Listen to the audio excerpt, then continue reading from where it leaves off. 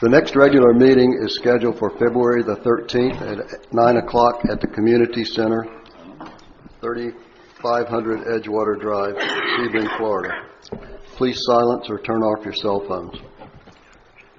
Consent agenda. Minutes of the Board of Supervisors regular meeting held Friday, February 19th, the Treasurer's Report, and golf financials of June 30, 2019. Motion to approve. Second. I move. Any discussion? Chrissy? Public comment. Oh, public comment. Supervisor Siegel? Yes. Supervisor Brooks? Yes. Supervisor Gilpin? Yes. Supervisor Hotelling? Yes. I guess I should note that Supervisor Branson is not feeling well this morning, so he won't be here. The action agenda. Advent Health presentation regarding their wellness center. Well, good morning, everybody. My name is Kristen Johnson, and I am the Executive Director of our Sebring Foundation at our Advent Health campus. And I have with me today one of our team members, Mrs. Becky McIntyre. She is our Director of our Home Health Services, our Creation Life Services, our Wellness Center, and then also our Diabetes Education Center. So she's going to be speaking today as well. We also have our President and CEO of Advent Health Sebring, Lake Placid, and Wauchula, Mr. Randy Serber. And we also have our Chief Financial Officer, Ms. Rosalie Oliver, who has lived in this community for more than 20 years? More than 20 years. So. You don't look that old. She's not. She is not. But we are so thrilled to be here today. We thank you for this opportunity to come and present a wonderful vision to you all regarding our wellness center. We have spent many, many months coordinating and planning and just making a wonderful design to bring a transformational center of excellence to life. And I want you to know that our foundation is an essential component to all three of our hospitals as we help raise the necessary funds to advance and enhance the health care that we provide to our community. And we are very thankful for our Sebring Foundation board because on June 27th, they decided after many, many months of deliberation, planning, presentations, to adopt and fully fund this foundation campaign, which is a multi-million-dollar campaign. And this is history-making for us. It's transformational because our foundation has never adopted a campaign of this size. But we are eager and we are confident that with your support and with our community's loyal support, that we can make this center of excellence, we can bring this state-of-the-art wellness center facility to life. So that's what we're here to present to you on today. I know we only have 20 minutes, but we will quickly move forward with this process. But at this time, I want to have Mr. Serber come up and give his vision on a broader scale of what we want to bring to you all. Mr. Serber has been here for almost 2 years now, and he has truly immersed himself in this community to build long-standing, lasting relationships. And we are very fortunate to have him, so please welcome him up to say a few words.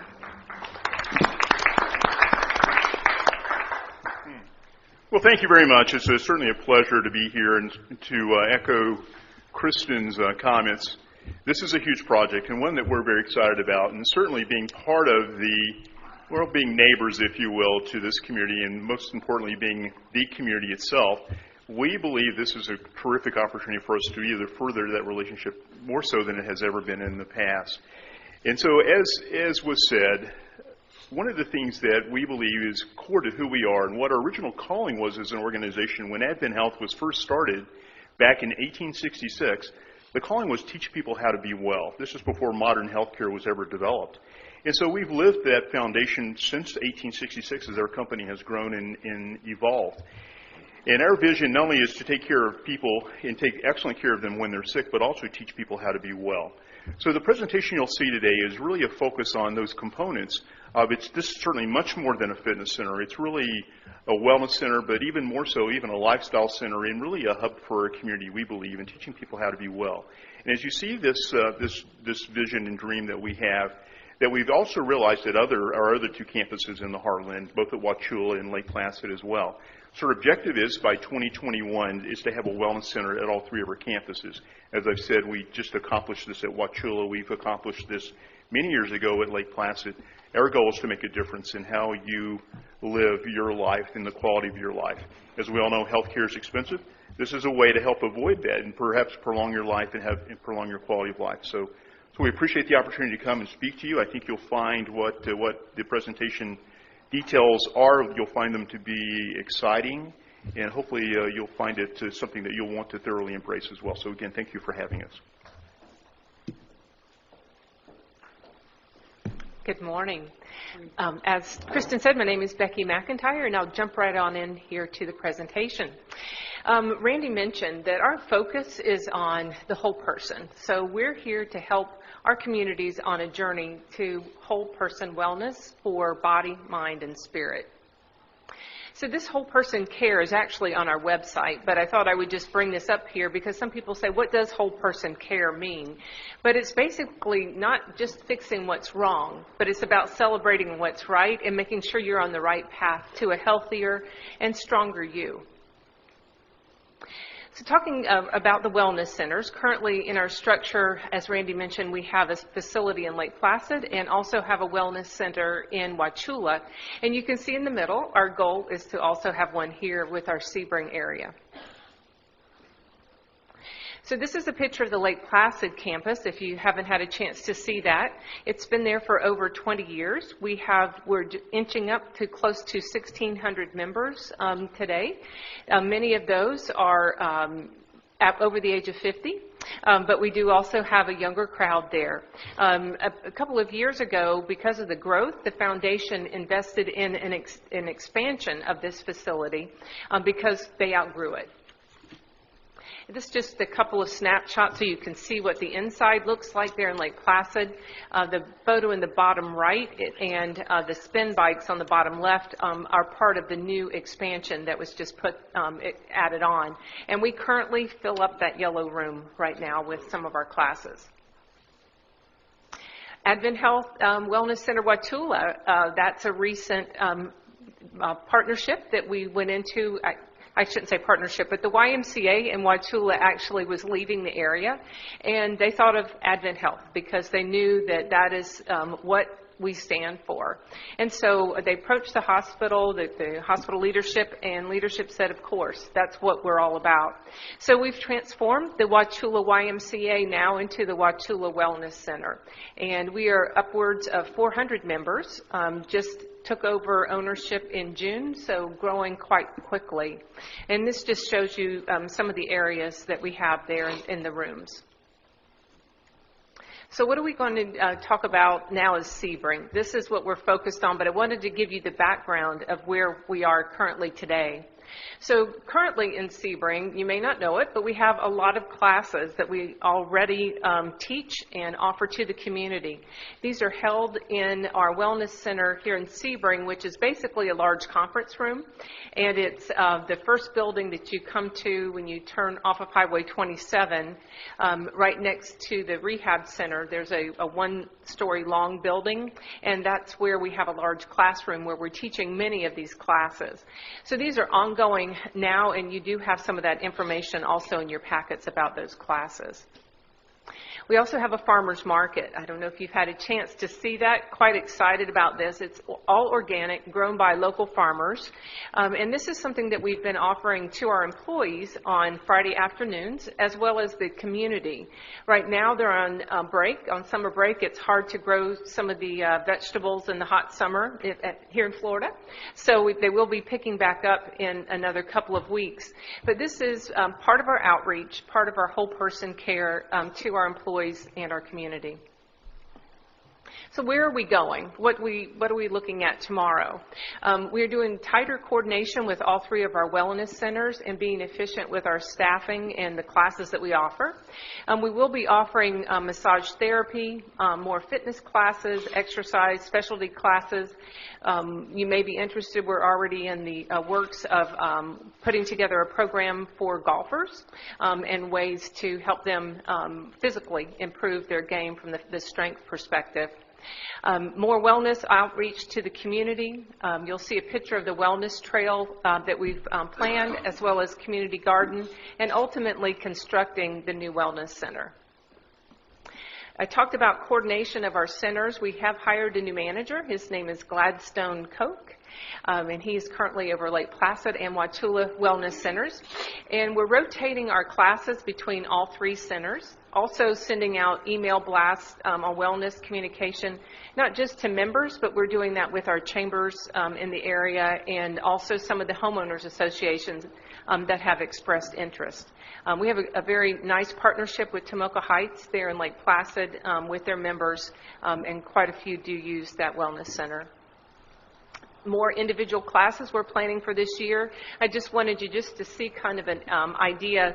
Again, you'll see not just physical classes here, but body, mind, and spirit. So looking at things like grief in the holidays, distracted driving, healthy holiday eating, as well as eating on a budget. So just some variety of individual classes that we are teaching.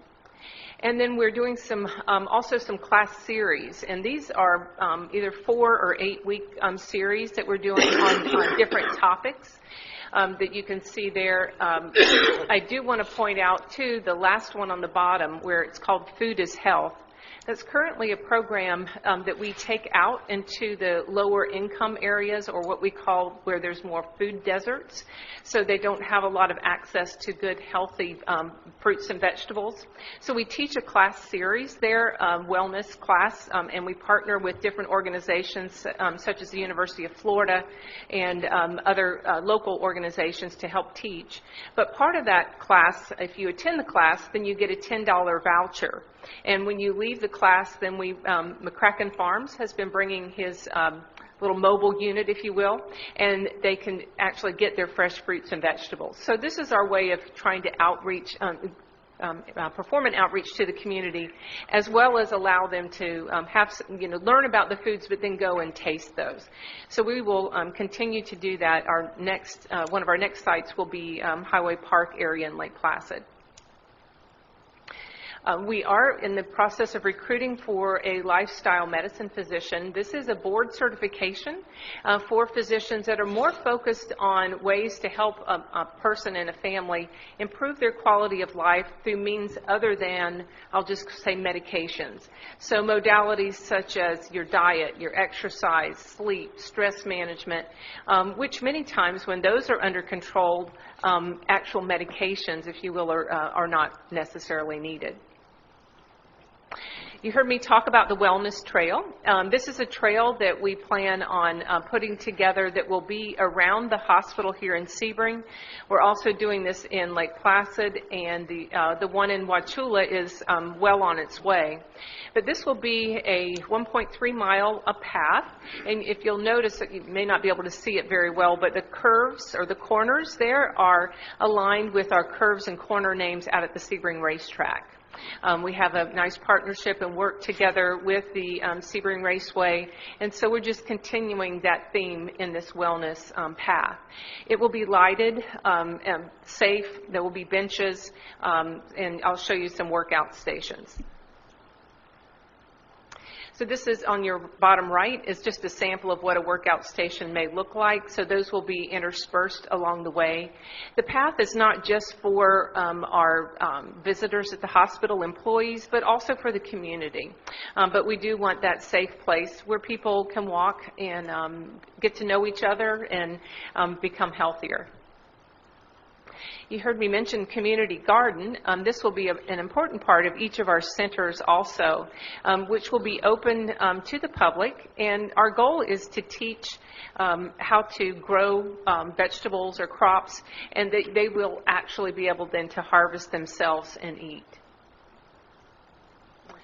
So just an overall high-level view of our project objectives. Obviously, completing construction would be number one. Offering more fitness and nutrition lifestyle programs. Recruiting a certified physician in lifestyle medicine. Moving our programs that we're currently doing into the new center. and then covering our center operational costs from income from the members, and then also offsetting our capital expense with the foundation through large donations and partnerships. So you heard Randy talk about the different phases a little bit of where we're going with this, but overall, our phase one will be increasing our educational and fitness offerings, which we're in the midst of doing now, and forming a community garden. Phase two will be the wellness trail and a bike trail. We've had some conversations with Tanya earlier about some of the bike trails that you already have here in the Sun and Lakes District. So maybe bringing those more to the public's notice, if you will, or your members here, but kind of working together on that for more ways to bring that exercise and that opportunity to our community. And then finally, the construction of the Wellness Center, which we're looking at about 2021. We plan that our revenue streams predominantly will come from memberships and classes that we are offering there at the Wellness Center. Also, we will be moving the Diabetes Center into this building, which will account for about 6% of the operational revenue. And then massage therapy, believe it or not, we've looked at our other centers across the Central Florida area, and they're running at about 8% for their operating revenue just on the massage. Our current proposed charge structure that we have, you'll see here are individual memberships as well as family plus one, so that would be husband and wife, for instance, and then family plus two. What we don't ask our members to sign, let's say, a year-long contract or some type of a contract where they're locked in. It's a month-to-month type of an agreement, and they can certainly cancel at any time. But we believe if we're offering the right services that they want and folding them into the wellness community, that they won't want to cancel. We also will offer discounted rates to your Sun and Lakes district residents, as well as you see their law enforcement, military employees, and volunteers. Most of the classes that we teach will be at no charge for members. There are some that are very low cost, just trying to cover some of the cost of the food that we prepare and serve. As well as our diabetes programs, those are billable services to Medicare and insurance. So I'm going to give the microphone now to Rosalie Oliver, our CFO, and she's going to give you some highlights of the performance.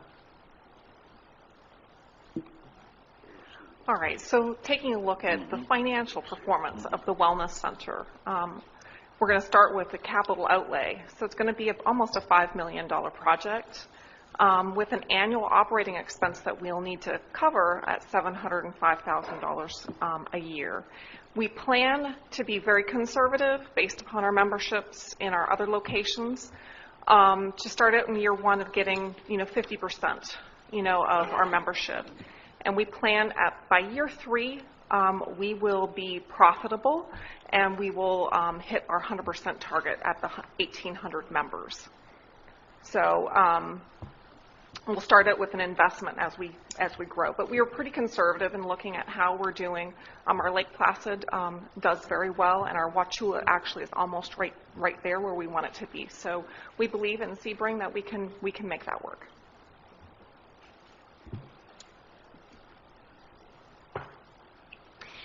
You've maybe had a chance to see some of the drawings and hope that you do be able to spend some time afterwards to look a little more closely. But this is just an overall aerial type of a view, if you will, of the site. The large gray area in the center would be the hospital. The lake is the lake out front. Then as you're looking towards the back, the Wellness Center is the orange building that you see there. In the very back. The little small building over to the left of the orange building is actually the Child Life Center, the daycare center that we have. This is an overview of what the inside will look like. On your far right-hand side, the green area, that's more I'll call it the gym, if you will. You'll see that's where we will have most of our machines and that type of thing, the workout areas. We'll have classrooms for group fitness classes, our spin room. So that's more of our fitness side, if you will. On the far left, you'll see those are classrooms. One of those classrooms will have a demonstration kitchen, and Kristen will be showing you some pictures of that, as well as areas that we can have speakers come in and talk. Right now, one of our challenges is we're limited for room space. Our conference rooms at the hospital are full many days with lots of different things that are happening, and it's very difficult to get a large enough area that we need for some of our classes. For instance, we will be holding what we call Caregiver College for Alzheimer's, families with Alzheimer's patients in the fall, and we anticipate typically in other areas those fill large capacity. So that might be an example of something we would teach in some of these rooms. Your center area there we have massage in the kind of the brown, if you will. Those are massage rooms. And then over more towards your right in the pink, there's a male and female sauna, locker room, showers, toilets. There will also be a juice bar in the front and a small retail area as you walk into the building. Okay, and I'm going to turn it over to Kristen.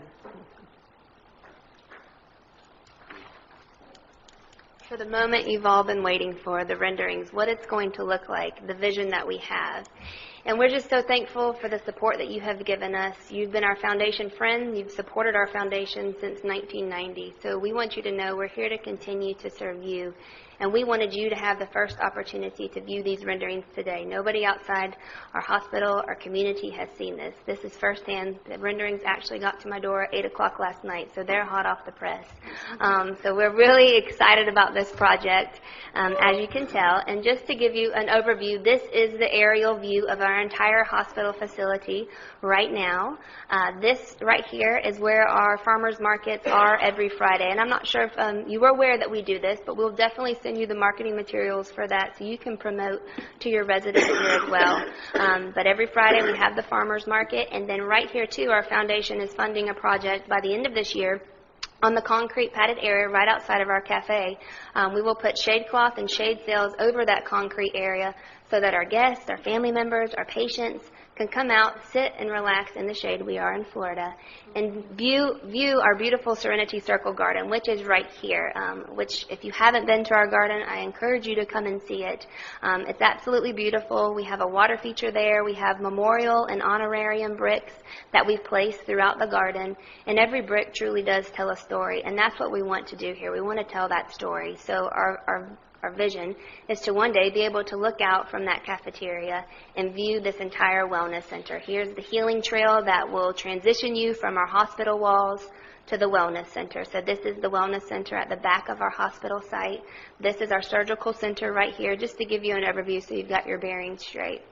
But it's absolutely beautiful. The landscape will be Florida-friendly landscapes. We'll have fruit trees as well, so we can teach you how to grow your fruits and vegetables properly. And this is it. This is driving into the wellness center. This is the front facade. And our dream, our vision, our hope is to partner with you all and have it be called the Advent Health Sun and Lake Wellness Center. That is the first vision that people will see, that first impression when they come onto our hospital facility. And of course, if you so choose to make this gift, we would work with you on the perfect naming opportunity, how you best see your name placed on the outside of the building.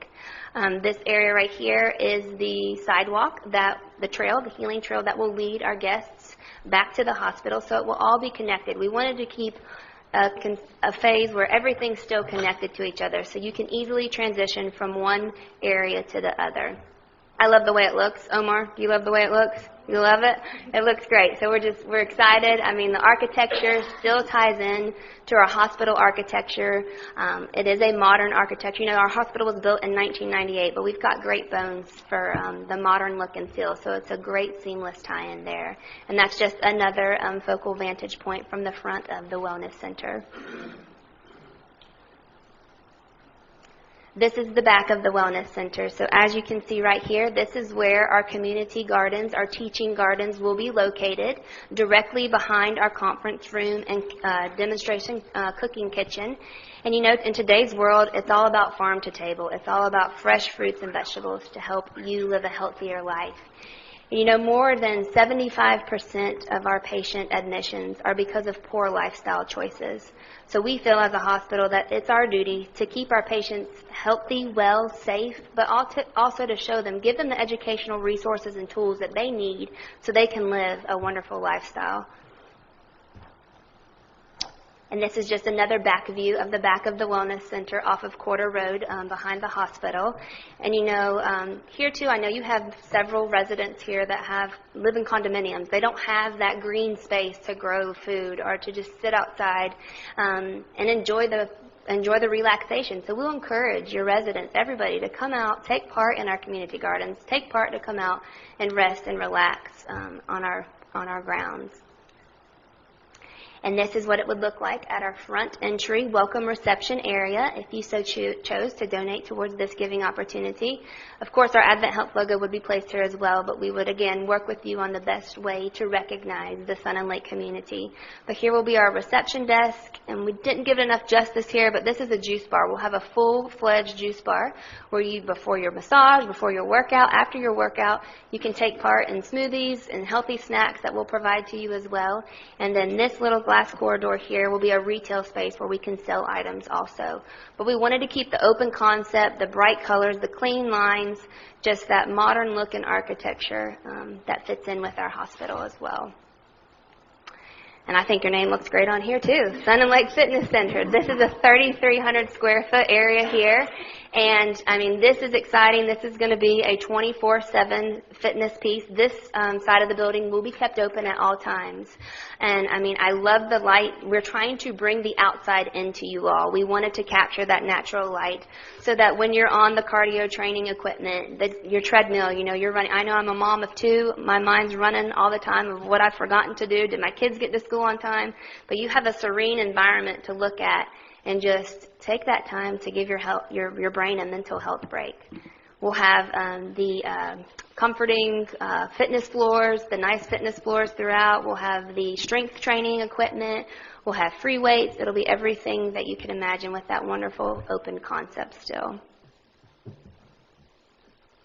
And here again is our massage therapy services. We will have 3 massage rooms. They're 139 square feet per each room. But again, wanted to bring that outdoor atmosphere into you all with the natural lighting and the clean look and colors as well. You know, part of our creation life principles that we teach to our team members, but we also take it to the bedside to our patients, is rest. The R in creation stands for rest. So we want you to make sure you get the proper amount of rest you need to, which is why we felt this service would be a great addition to our health and wellness initiatives. And this is my favorite. I love to cook.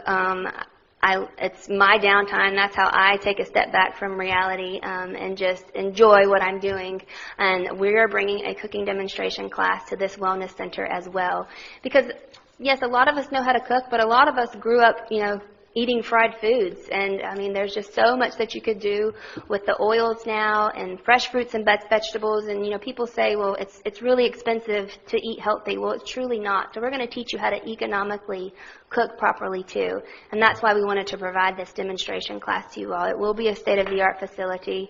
You know, you go for a workout, go home, get your spouse, come back and do a couples cooking class together. I mean, how fun is that? I mean, it's just a great way to engage our community, to partner with the Sun and Lake community, to bring this vision to life. And two, I'm sure you're wanting to recruit, you know, young families to this area too. Why not do a family cooking class? Teach your kids how to cook those foods properly. Help them understand it just doesn't come from a grocery store. This conference room will have 2 conference rooms that will be divided with a partition, so you can have concurrent sessions going on, or we can open it up to everybody as well. And our goal is to have enough seating to accommodate over 250 people. And given your naming opportunity cost, this is something that we would offer to you all free of charge as well. So if you wanted to come in and host a workshop of some sort, we absolutely would partner with you too. And I wanted to touch on the finance piece, the operating revenue, the $705,000 every year. That would not be an obligation for you all to maintain that operating. That would be our cover once we fully built this center. So I just wanted you to know that too. So speaking on the donor levels, the naming opportunity costs, I wanted to come to you all with an array of different opportunities so you can see and work with what best fits into your capital plan. And I know, I want you to know that whatever giving opportunity you so choose to do, we would absolutely work with you on a multi-year pledge agreement on any of these donor levels. So the front of the building, the main entrance, what everybody is going to see, it's going to have the most touch points, is a naming opportunity cost of $1.5 million. The total building square footage right now is 23,000 square feet. The machine fitness area is a $500,000 naming opportunity cost with a square footage of 3,300 square feet. The healing garden, which is what I showed you on the aerial view of the hospital, that internal walking trail that we'll have, we're hoping it's a quarter mile or half a mile. We're working on that structure right now, but that is a $250,000 naming opportunity. And then the entryway in the main lobby, which you saw, is a $200,000 opportunity, and that's an 1,800 square foot area there. And then the educational conference rooms, we do have 2 that we will sell to the community with naming rights. The largest is 2,070 square feet, and that cost is at $150,000. And then the 3 massage rooms, which are at 139 square feet, is a $30,000 naming opportunity. And I'm happy to share these details with you too, if you need that moving forward. But we want you to know this is an investment for the health and well-being of our community. And I truly believe you can't put a price on the ROI of this because of the relationships you're going to build, for the health and wellness you're going to provide to yourself, to your residents, for the memories you're going to make, for the partnership that we could have potentially because of this. It really is greater than the sum of its parts. And I hope you understand how eager and excited we are to bring this to life. $5 million, yes, is a lot of money for our Highlands County community, but I'm confident and I know that our community will support this, but I know we can't do it without your support as well. We're going to need you to stand beside us, to partner with us on this if you so choose to do so. And in your recruitment efforts, too, to bring new residents to your community, feel free to bring them by the center. Show them the opportunities that they'll have if they come and move to this community as well. It's just, there's so many opportunities for us to work together. The strength training, we would cater to your needs. Let us, hire an expert to come in and do a golf training course for you to strengthen your golf swing, to make you swing farther. I mean, there's just so many opportunities for us to work together here. And I'm going to close with a smile. I know Mr. Gilpin doesn't need much training on his strength because he's notorious for hole-in-ones. So I'm going to leave you with this comment. We are ready to make a hole-in-one with you all on this project. Mr. Gilpin, Board of Supervisors, are you ready to make a hole-in-one with us? So we thank you for this time. We thank you for this opportunity. And we're open for questions if you have any, but we truly appreciate everything you've done for us through the years, and we look forward to working with you more. Any questions?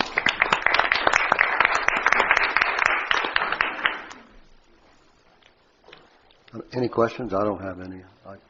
That's a great presentation. That'll be a real asset to our community. We'll leave these boards here with you this morning, so feel free to look. Our business cards are here as well, so if any of you have questions, we are happy to answer them. I even talked to Tanya about doing a community center. Can't believe they did that. The entire community have an opening, wellness center party that we can share with you the ideas that we have. Thank you all. Thank you so much. Thanks.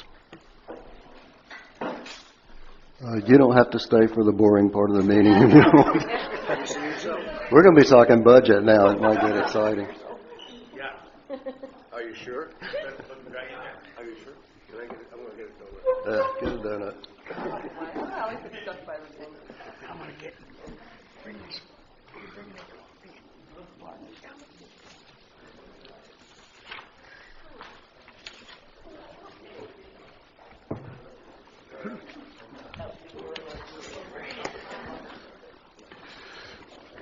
Okay, next on the agenda is public hearing of the budget presentation. Omar, I think that's you. That'll be me. So good morning. This is a public hearing. This is workshop number 4 for the budget process. I prepared a small presentation just to recap where we stand today as far as the budget and some of the highlight changes from workshop number 3. The cards, they like, we have some, but ask them out.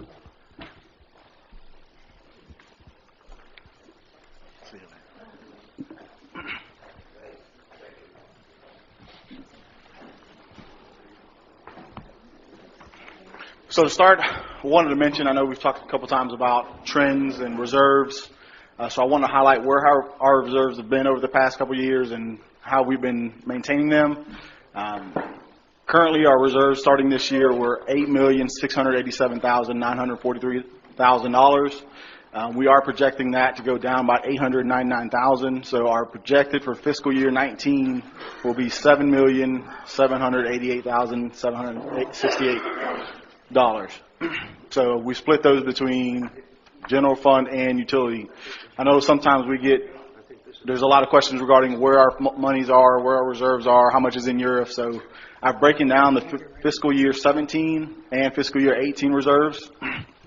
So you can see here for fiscal year 18, we had a total of $8,687,943,000. Of that, general fund reserves comprise about 50% at $4,368,000. And then utility fund reserves, we break our reserves into three categories. We have unrestricted, which is our operating reserves, impact fees, and then the URF account. In the URF account, we had $2,782,118 in that account for a total of $4.3 million. Next, I provided you a budget summary just to show where we are with all the transfers. We currently are proposing a total budget of $11 million, just a little bit over $11.3 million. That includes $218,500 coming from reserves and a $315,000 transfer from the utility fund. I wanted to show the relation for each fund individually and then kind of give a breakdown of how we got to the $218,000 reserve balance. So for the general fund, I've shown here the operating revenues and expenditures along with the capital request. So for the general fund, we're showing an excess of $68,750. The utility fund has an excess of $315,000 that we're proposing to be transferred to the general fund.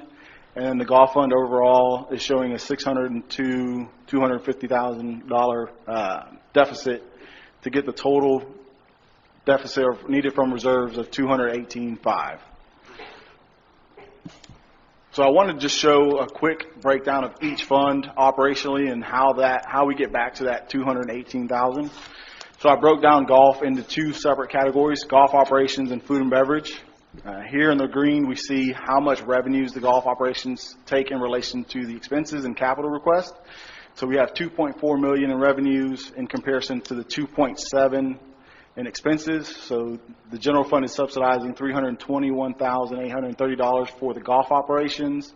And then for food and beverage, we have $1.3 million in revenues in contrast to the $1.6 million in expenses, for a total of $280,000 coming from the general fund subsidy. So that ties back to the $602,250 that we mentioned on the balancing act report. $222,000 of that is operational subsidy, $380,000 of that is comprised of capital projects. Next, I've shown you the general fund. General fund revenues are for this budget is $3.7 million. 91% of that comes from assessment revenues. Operational expenses, we have $4.2 million, which causes that total deficit in that fund, including golf, of $533,500. I kind of wanted to show this diagram just to show if we broke down for this budget, for every dollar that's spent in assessments, here's kind of how we break down for this budget of where that money's going. 40% is going to, 40 cents on the dollar would be going to buildings, roads, equipment, and maintenance. 21% would be covering admin and finance.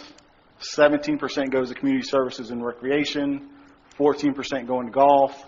8% going to code and security services. And then we have a small portion going to just contingency account. So that kind of just gives you an idea of kind of how we are allocating the general fund for this upcoming budget session.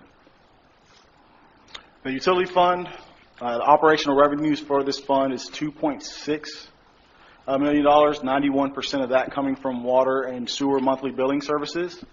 Operating expenditures, we have $1.6 million, and then we have $510,000 in capital projects this upcoming budget year. That provides an excess of $490,000. Of that $490,000, we're proposing to save $175,000 in the URF account, and then the remaining $315,000 to transfer it to the general fund to offset the deficit in that account. And I've kind of given you a different percentage of how that split up in that fund as well. 12% going to customer service, 59% is operations, 22% capital projects, and then the 8% going to savings.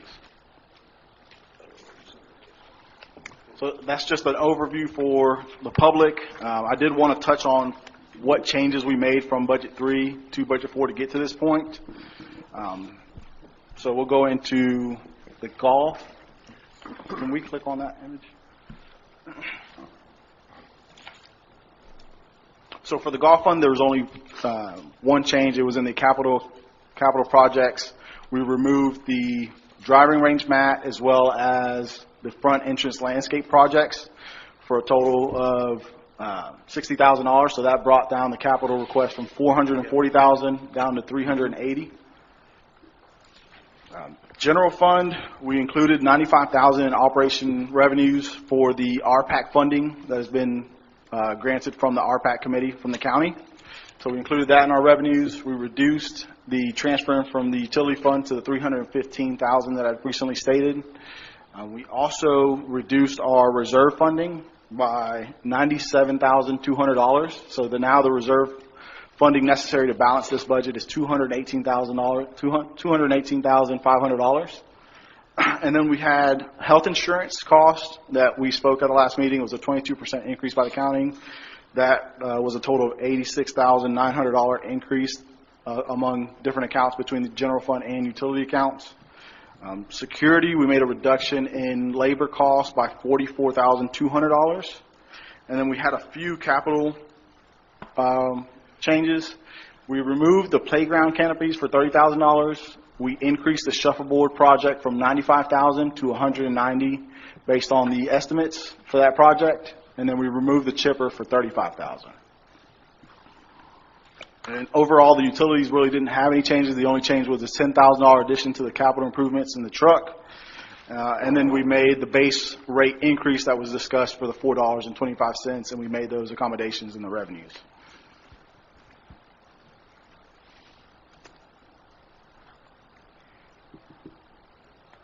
Do we want to go fund by fund specifics for this meeting, or? Can you clarify the $95,000 increase in the RPAC funding? Is that coming back to us? We just have to put it in there? Correct. Initially? So we're expecting those revenues from the county to come back once the project. But we're not budgeting for the reimbursement?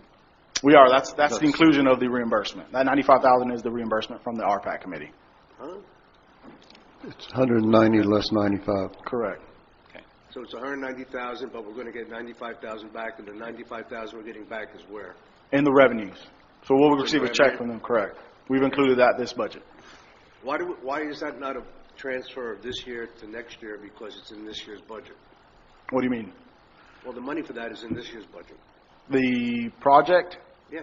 So we moved this to this account because we feel that's when the actual project will take place. So we need to have it in next year's budget process because that's when the funding will take place. Wouldn't it be not completed this year and we just transfer it like we do the other stuff? That's another way to do it. We'd just be carrying over. It would still be the net result. We'd be transferring 190 and increasing our revenues. So we figured if we know it's going to take place now, let's just go ahead and put it in there versus making a budget amendment at a later point in time. Typically, when we do carryovers, it's because the project has started and we're carry over the difference. This one is not a project that's been started. It will not start until the upcoming budget cycle. Why wouldn't we? Why wouldn't we go ahead and start it? We know we got the RPAC funding now, right? Well, after it's approved today, then it would go in front of the Board of County Commissioners as a final next month. Right. And then once that final approval takes place, then we can put the project out for bid. Okay, so we got to have another level of approval. Right. Yes, sir. Yes. So we're just going to go through each one real quick? Okay by me. Your pleasure. Huh? It's your pleasure if that's what you want to do.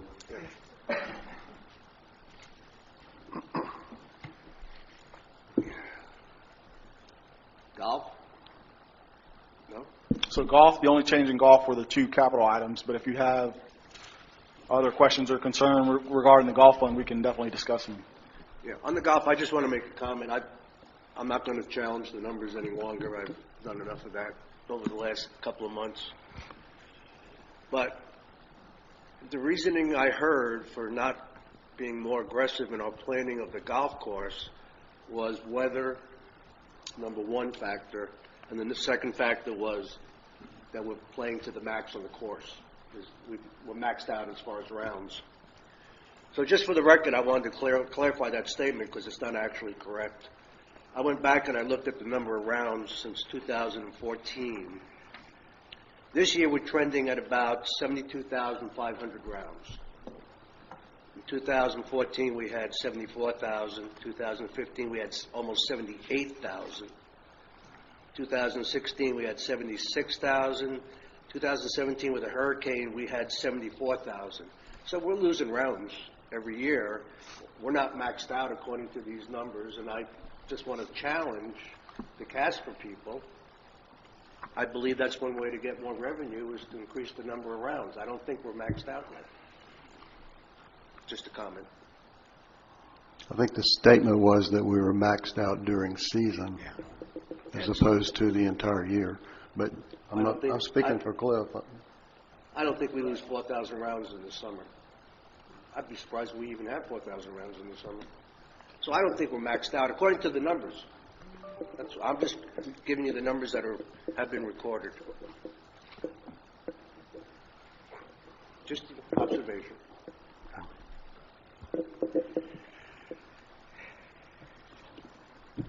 Is that it? You want to go through the numbers? What are we doing? That's all I had to say about the golf. Okay. I'll tell you again, I'm not going to support those kind of numbers. But that's just my vote.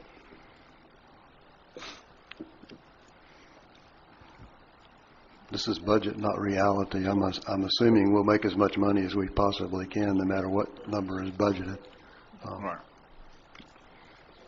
Yeah, and just to reiterate my observations from the past is I think we've made some progress in golf, but I think I'm anxious that we can get to a point where we're not deficit spending. It's nice to have the reserves. I know there's discussion as to what the proper level of reserve should have. I think it's higher than you think it is because you just don't know what's going to happen. But if we continue to deficit spend year after year, eventually we're going to have to find some way to replenish the funds. So I'd love to get us to a point where we're not having to subsidize the golf and food and beverage operation.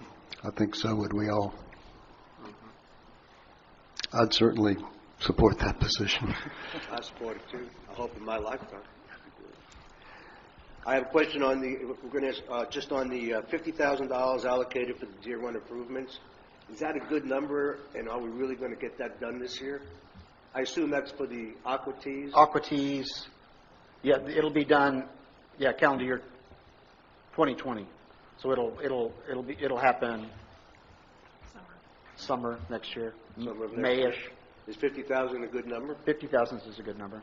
We haven't got a firm number on it, but we think that's a pretty good number. We've talked to Tim at length about it. So that's basically a plug number right now. Right now it is, until I get a firm. Until you get a bid, yeah. I mean, there's a lot of stuff in there. Yeah. How big? How much irrigation? Yeah, and a lot of decisions to be made before we get there. Okay. And I know we've fixed the bar area with new furniture. Mm-hmm. Do we want to have any consideration go down the road for furniture for the banquet area? We do, actually, yeah. We do? We do. Is it in here?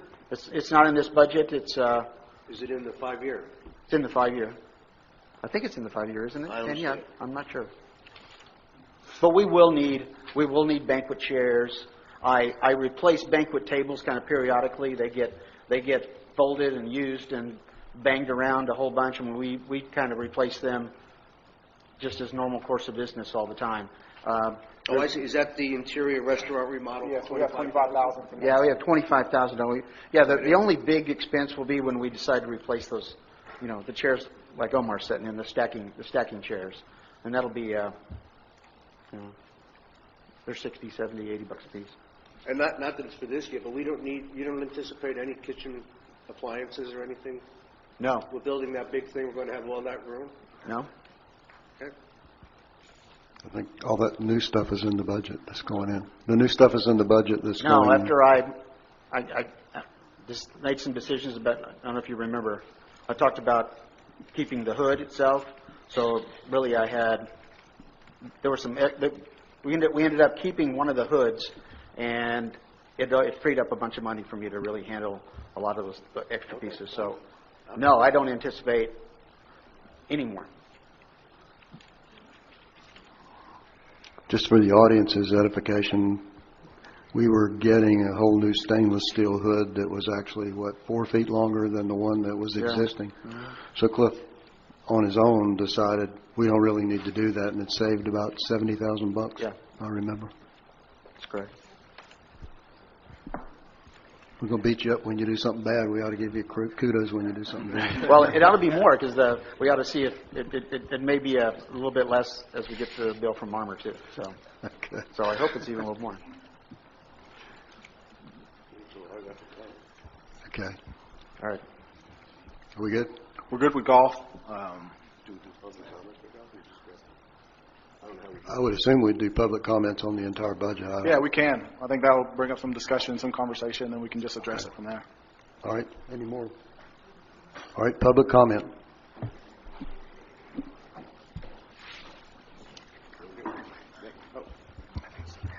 Tom Costy, resident. I'm a little confused on the shuffleboard budgeting. Have we increased the cost budget for shuffleboards by $95,000?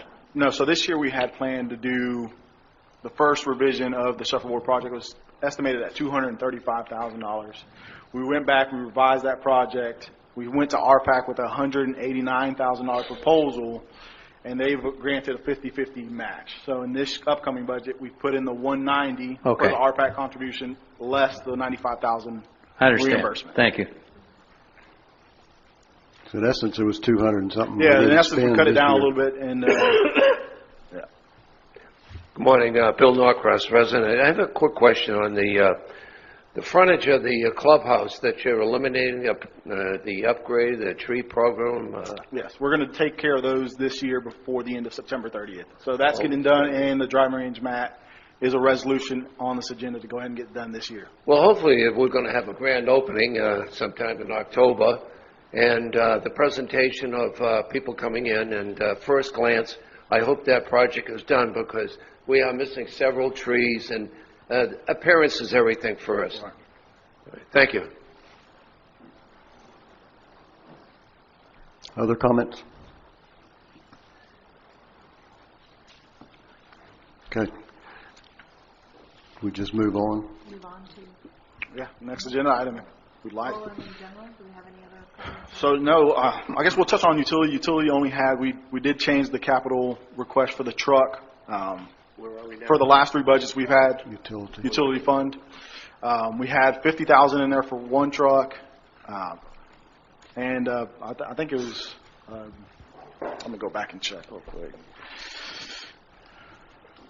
So it's $40,000 for a truck. We made that $50,000, and then we had $50,000 for generators. We reduced that down to $40,000 for the trash pump. So with the savings on the trash pumps change, we looked at our fleet. We've decided we have one operational vehicle now that's a GMC that used to be a code enforcement vehicle. It has no bed. It has no storage capabilities in the back, and the guys are using it. So we decided, let's go in there. Let's go see if we can get a trade-in value. We got a trade-in value. An increase in the budget for $10,000. We can get two trucks this year, and we removed the next year's request for $35,000. So we can get the fleet completely operational, fully running this year, and remove it from next year going forward. So we made that change. We were able to offset some of the other health insurance costs by implementing the base rate changes and include the health insurance costs as well. So why don't we just leave it like it was with the trucks? Why can't I have one this year and one next year? We can. Once again, we looked at it from management. We talked to Israel. We felt just prolonging that process and buying another truck next year and having them utilize the current GMC didn't make fiscal sense when we can go ahead and trade it in this year and just, it's only a $10,000 increase in our budget. We felt it made more sense to go ahead and take care of it this year, and we felt like we could fit it in this budget, so we made that management decision to propose to the board. You need to do it now or do it later. So. Right. What happened to, explain to me this generator replacement plan that has grown substantially? So the generator replacement, we have, how many? We have about 13. We had zero last time. So we have 13 total generators. You know, we're in the process now. We're in hurricane season. We're doing assessments on some of our generators. We actually have one that's needs repair in Tanglewood, and we've gotten an estimate on that one. To repair that one's close to $25,000. The reality is we need to implement some sort of replacement plan. I think that generator that's been down is close to 20 years old.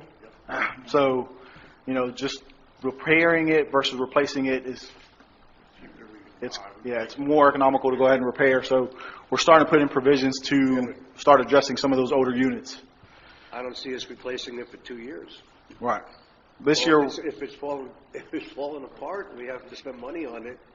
Why don't we replace it in this year's budget? Well, we're trying to create a replacement plan. This year, we're going to replace that one. It's only $25,000, so we're going to go ahead and take care of that this year.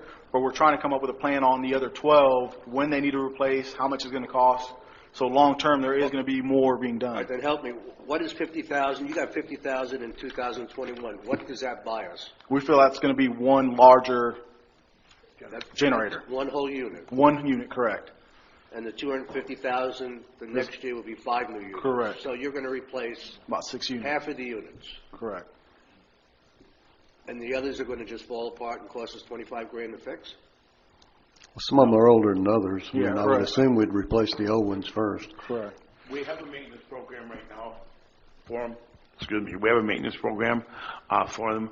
What we did is we looked at the oldest ones, and those are the ones we're looking to replace. Right? But we don't have $25,000 to fix this one now in the budget, do we? Yes, we do. Yes, we do. Where did it come from? From the just operations. They have repair and maintenance money, $150,000, so they're just using repair and maintenance money to get this one taken care of. And that's for a lift station, so if, you know. The repair costs were estimated at like $20,000 versus $25,000 to replace. So you're just going to replace it instead of fixing it? Correct. That's what I thought I heard. If there's a problem, all I'm saying is if there's a problem, I don't think we should wait 3 years. I mean, you guys have to make the call. No. So once again, we're not saying there's a problem now. We have a maintenance plan. We're taking care of them. We're servicing them now.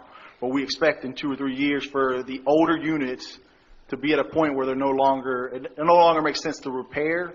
We're going to need to replace at that point in time. But the one you're talking about, we'll begin to take care of this specific year. one you're going to just replace. Correct. That's just one this year. So we're going to replace one this year? Yes. Correct. That's $50,000. No, $25,000. Oh, it's only $25 to replace that? That's a smaller unit. It's only 30 kilowatts. It's just a smaller unit. Some of them are bigger than others. Right. Okay. So you're comfortable with where it's placed? Yes. That can move around depending on.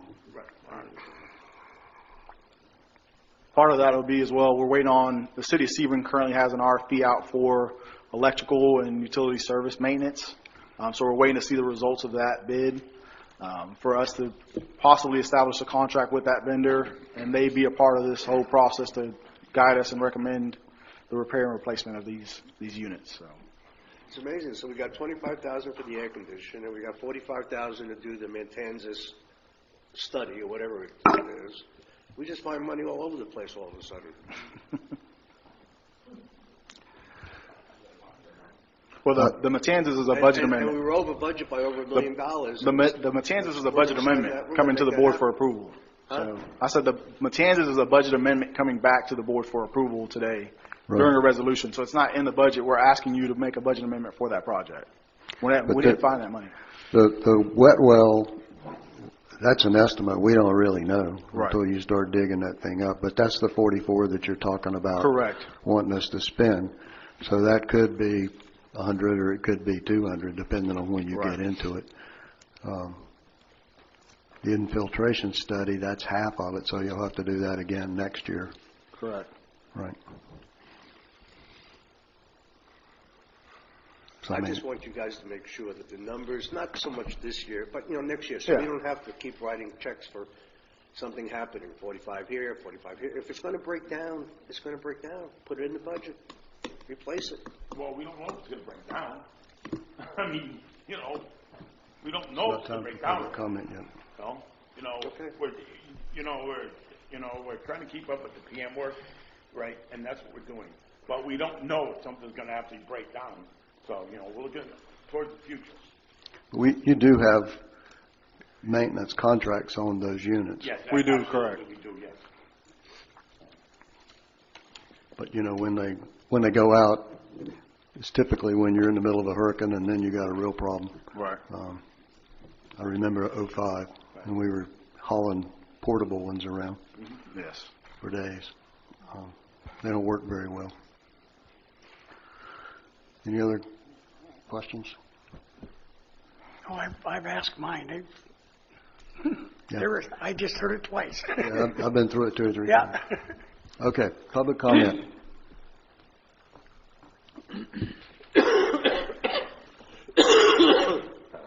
Cliffwood resident. Perhaps I missed something. I didn't see a number mentioned as a budget category to support marketing. You have a number for that? Correct. So in the current budget proposal, I believe we have $75,000 in the marketing department. I believe $50,000 of that is advertisement, and $25,000 is for WDM, which is the consultant. That's for this year or next? That's for the budget cycle that we're talking about, coming up October 1st through September 30th. That would total what? $75,000. Right, that's just for the general fund. Golf has their own separate marketing. And what were those categories again? Advertising and then WDM. Media buys, correct. So advertising was how much? $50,000.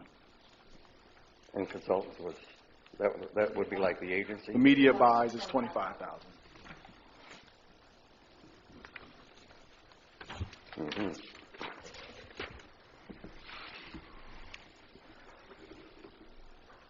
The impetus for the marketing program, I think in the first place, was a real concern for the decline in golfing members. And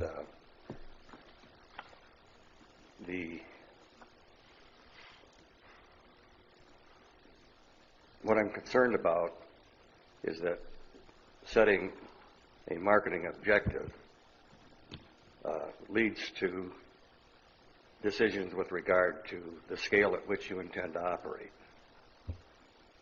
And we're at about 150 family memberships now. If we were to increase that to 400, we would almost cover the deficit we have in the golfing budget. And so far, I've never heard that a marketing objective has been set for the marketing program. And that would be a topic at some point that really ought to be addressed. Thank you. Other comments? Tom Costi. Just a question for the board and the Sun Lake staff.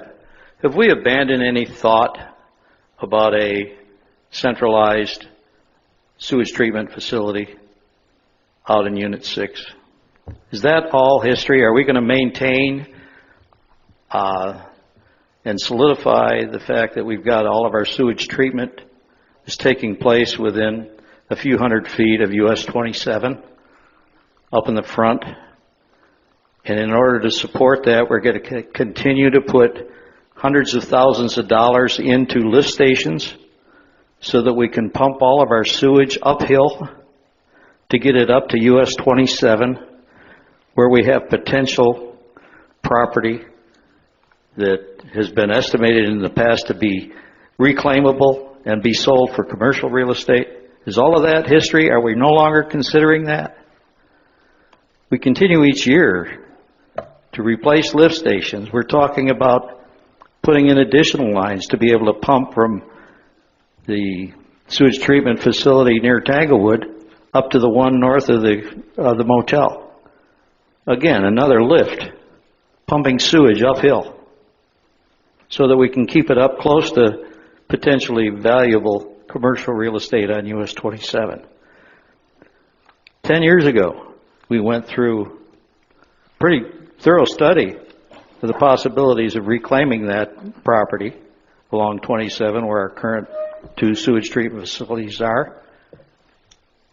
And in the result of that study, we determined that we were going to hang on to, I think it's maybe 180 or 190 lots out in Unit 6, west of Cortez. And for the past 10 years, we've been paying property taxes to the county. The district has, to maintain our ownership of those properties out there for a sewage treatment facility that would be fed by gravity, the sewage from up front. Have we abandoned all of that? You want to address that? We are going to be updating our master plan. So I don't really have any answers right now. So we're going to be working with engineers to update our utility master plan to see where we need to be here in the next 5-10 years. Next 5 to 10 years. We know that it'll take, if we do start today with planning for a sewage treatment facility out there, we know it's going to take 5 years at least to come to fruition. So if we're going to start looking at it now, we'll be looking at 2025, 2026 if we start today. I just think there's a greater urgency to that, especially when I drive up and down US 27 and I see all the real estate with sold signs. We're on the uphill. We have been on the rise with the value of those properties now, and I think we've missed a real opportunity. Thank you.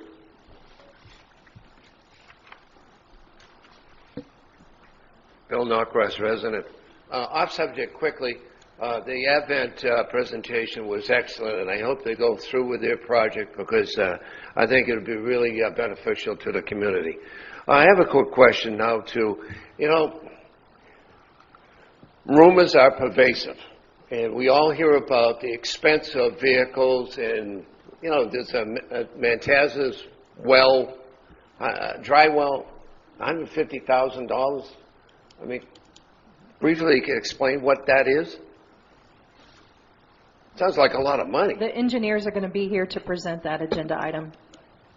So I estimated a little bit later in the meeting, so we might have to move to another agenda item and then go back. Okay, The engineers will be it's here. a high-price item, right? Yes, sir. And you take vehicles. There was another rumor that a truck was budgeted for $60,000-$70,000. Now, I'm probably back in the 60s where a truck doesn't cost $60,000-$70,000. Is that being deleted from the project? There's 2 trucks for $60,000. 2 trucks? Less the trade-in. Correct. That sounds a lot better, so we can squash that rumor. There you go. Appreciate that. Now, the grinder is off budget.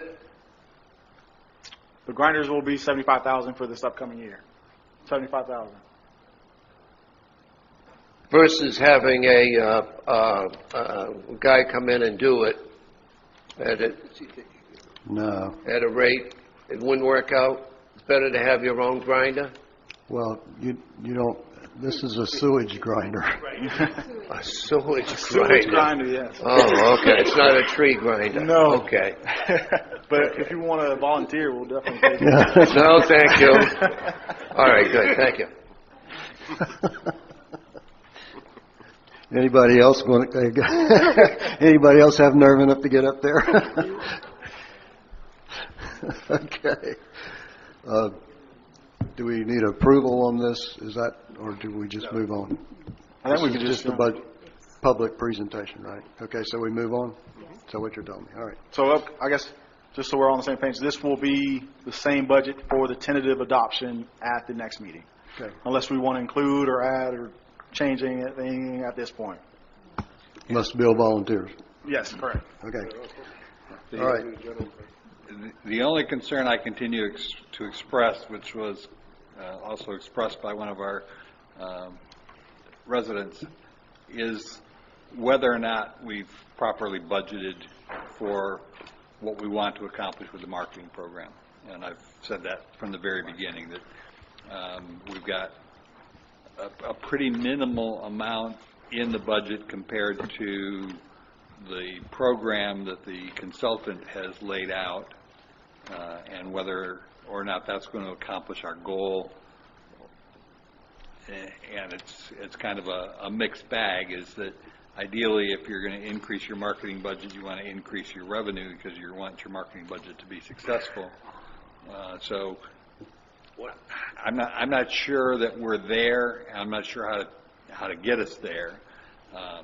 But I think we're going to have to be flexible in the year ahead to figure out what we're really trying to do as that marketing plan comes more together. I would agree with that assessment. And I think at this point in time, we're just kind of a guess. We haven't seen what the we haven't seen anything yet. We haven't finalized that marketing Right. plan, but it should be finalized early next week. I am going to share that with the board of what we and WDM have come up with to work within our budget for media buys, for different marketing aspects. So I will be sharing that with you before we move forward. Yeah, I think we would have already been there had we not put them off for a month or two talking about golf and recreation versus centerpiece community.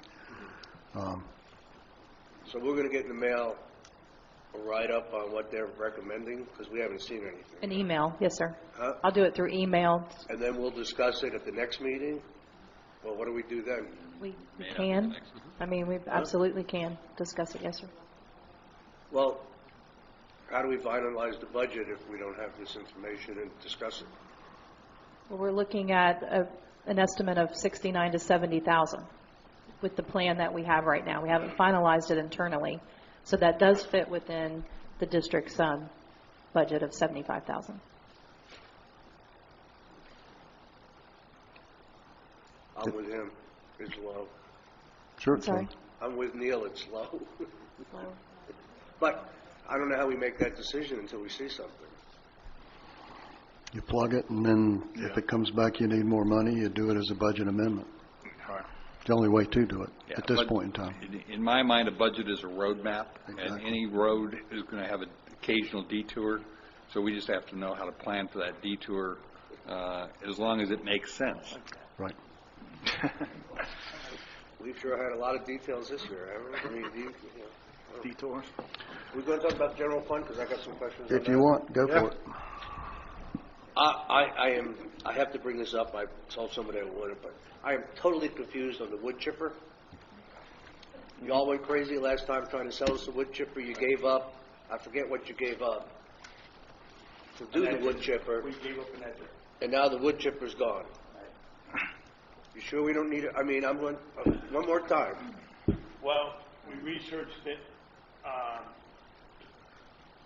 So, I guess, just to recap, so the issue with the wood chipper is we have a problem at the maintenance building where the current servicer for our waste, tree waste, isn't servicing us adequately. So it's causing a ton of tree debris to be piled up at the maintenance building, and it's causing issues. The theory was we'll use a chipper to help offset some of the load and reduce that volume to do that. The chippers cost us $40,000 in the budget.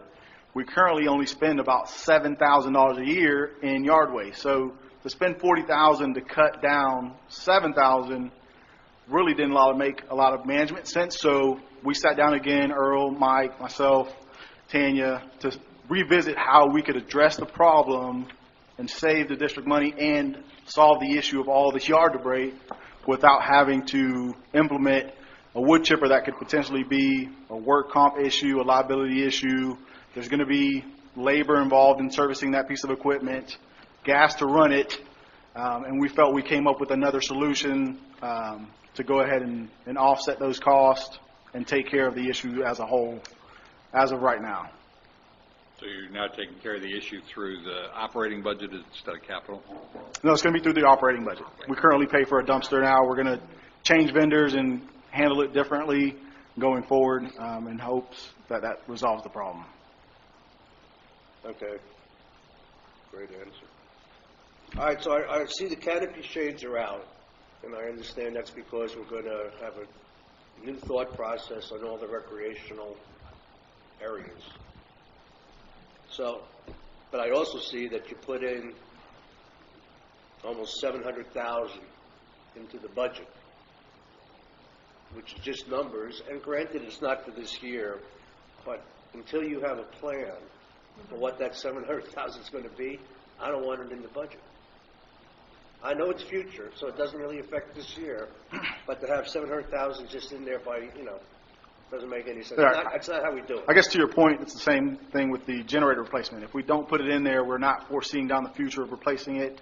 Well, that's fine, but the generator, you show us and you tell us what you need. Here, there's $700,000, and we don't know what you're talking about. Right.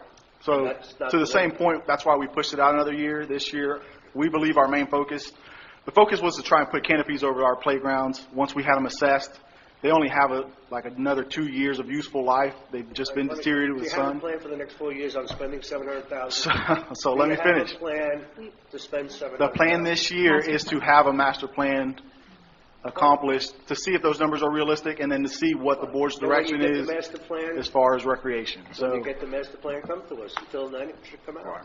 That's all. That's just a 5-year plan. That's a 5-year wish list plan. It doesn't affect anything. If it's just a 5-year, this 5-year wish list. No, but the reality, even without a master plan, is these playgrounds need to be replaced. Long term, we still have a pool complex in there that it's in our 5-year. We don't really know where we're going to put this. So we're trying to take all this into context and create a plan as of right now with what we know, and then hopefully the master plan kind of gives us the details to back up this going forward. $700,000 is a lot of money. It is, but I think what I'm hearing, if I read between the lines, is that when they get the master plan put together that includes a pool, it's going to be a lot more than $700,000. And by having a $700,000 holding spot in there, right, $1.5 million isn't going to shock us quite as much. Right. And the problem with it's just a bigger hole. Yeah. And one other issue, and then I'm done, is I would like to reconsider doing the bocce ball courts. That was taken out. I don't understand why it was taken out. Let's just get it over with and get it done, or get it done and get it over with. What was the cost on that? Do you remember? I do not. $91,000, right? For 4 bocce courts, 91,000. 90 something.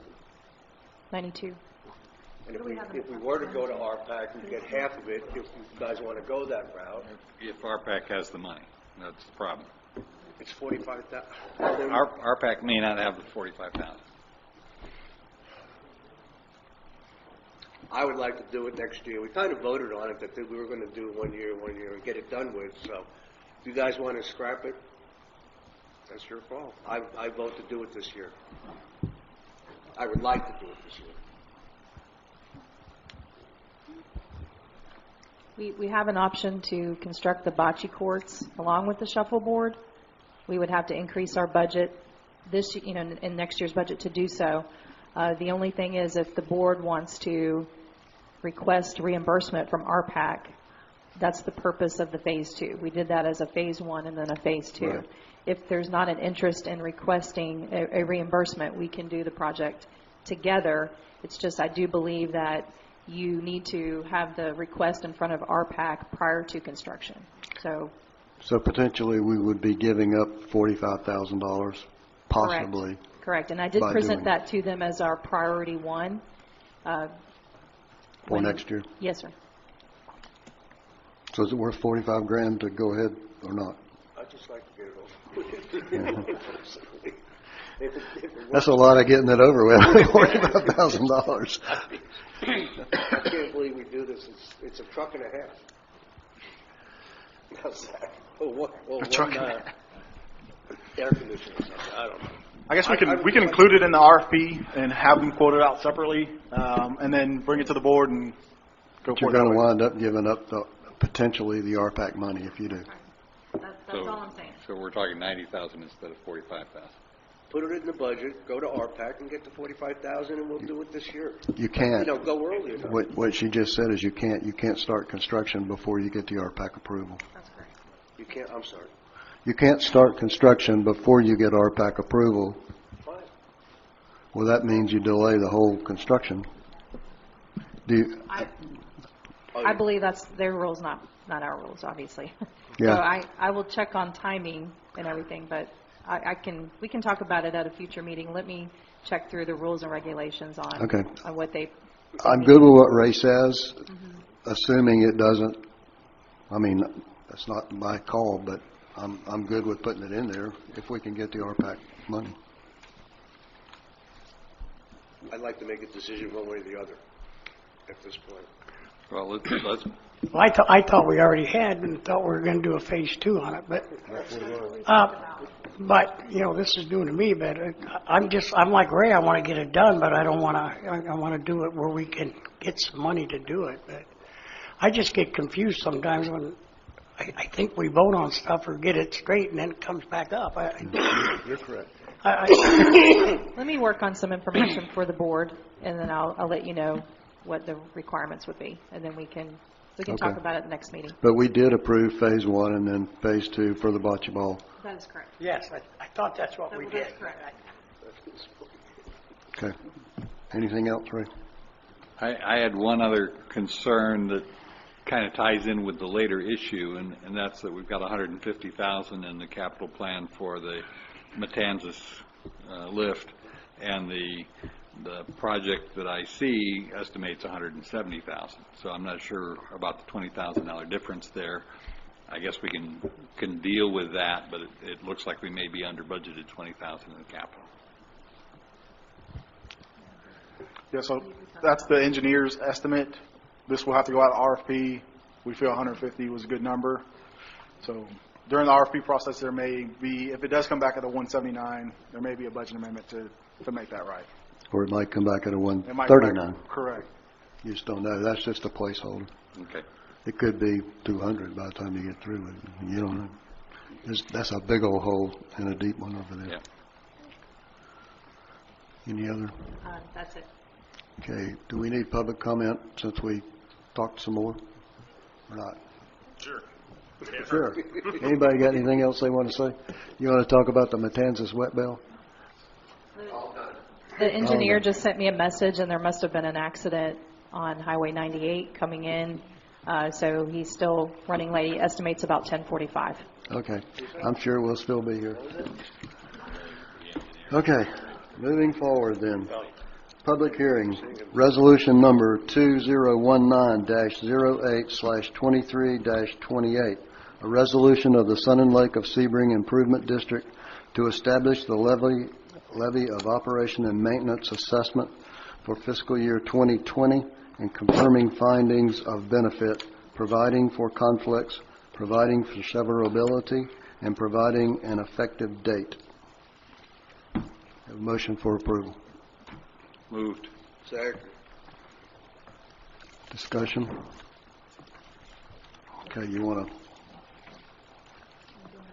give us the No, so this year during the budget process, we decided not to make any increases to the assessments.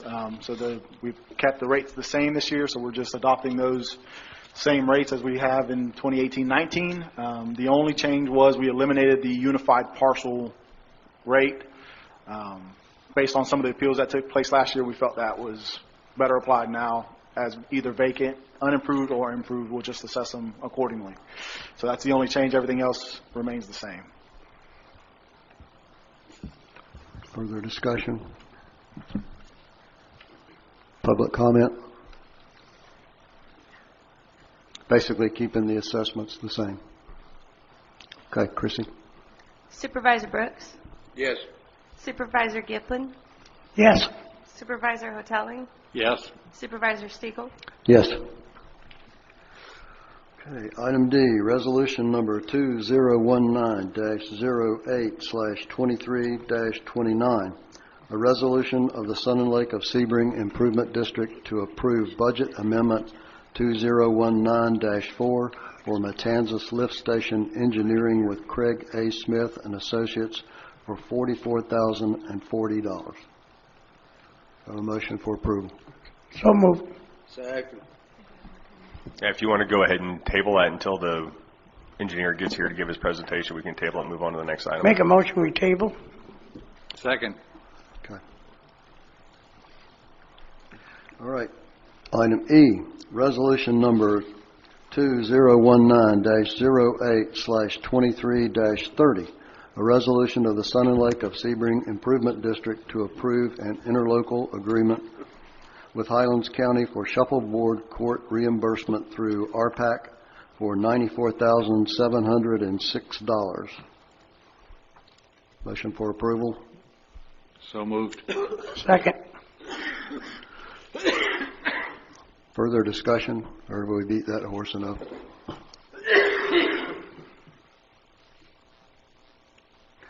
Public comment? So everybody understands we're getting half the money back for putting in shuffleboard courts. Chrissy? Supervisor Hoteling? Yes. Supervisor Siegel? Yes. Supervisor Brooks? Yes. Supervisor Gilpin? Yes. All right, item F, resolution number 2019-08/23-31, a resolution of the Sun and Lake of Sebring Improvement District to purchase EZT Hybrid Plus driving range mat from synthetic spelled wrong, turf of Tampa Bay International for $32,592-40 based on sole source. Motion for approval. So moved. Second. All right. I guess I can talk about it. Earl's supposed to be here right at 10:30, but I guess he got hung up. So we're replacing the mat that's there right now. It's really kind of an old style mat that has just been laid on concrete, and I don't know if you've hit off of it, not very forgiving. And this is a sole source provider. It's a patented product that you can put a T into, and it's just a whole lot softer, and it's better for your elbows and joints when you're hitting into it. It's going to replace that old T and run from that edge really all the way across to right to the driving range structure. So really like Tuesday night leagues, a lot of the events that we do, and even if we start seeing the range being stretched out, we can get folks off of the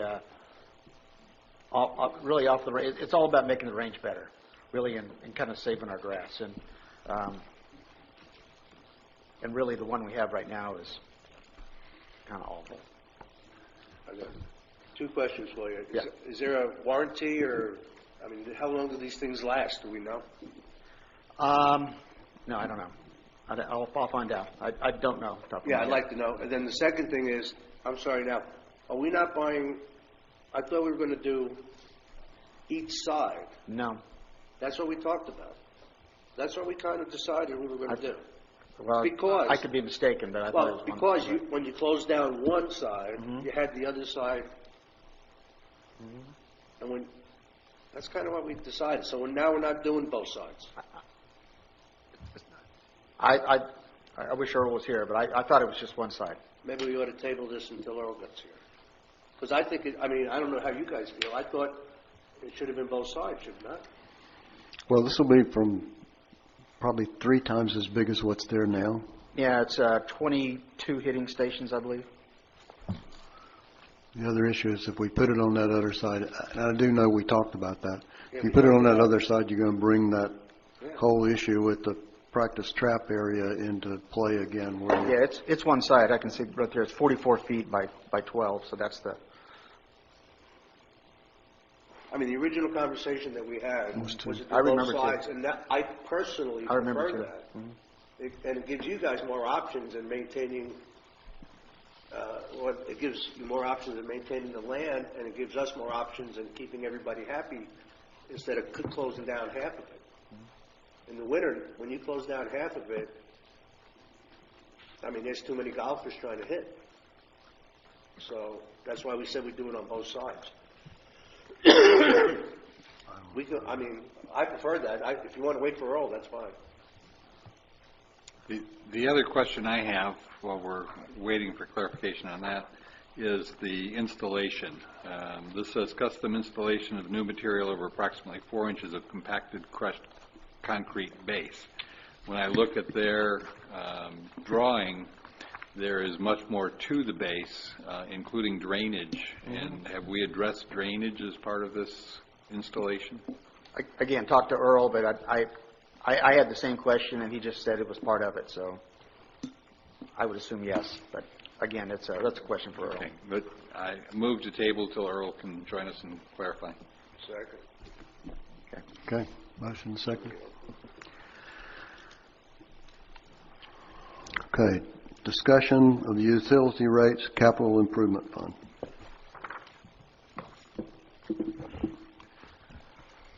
So at the last meeting, we discussed the water sewer base rate proposal increase, and we also discussed possibly allocating the $4.25 increase to the EURA fund. So we went back and reassessed it, I prepared a spreadsheet that kind of shows a diagram of what's currently taking place. And we're recommending we maybe change the methodology of how we're funding this EURA account. So currently there's a resolution in place that allocates $12.10 per every water account. We transfer that on a monthly basis to the EURA funding.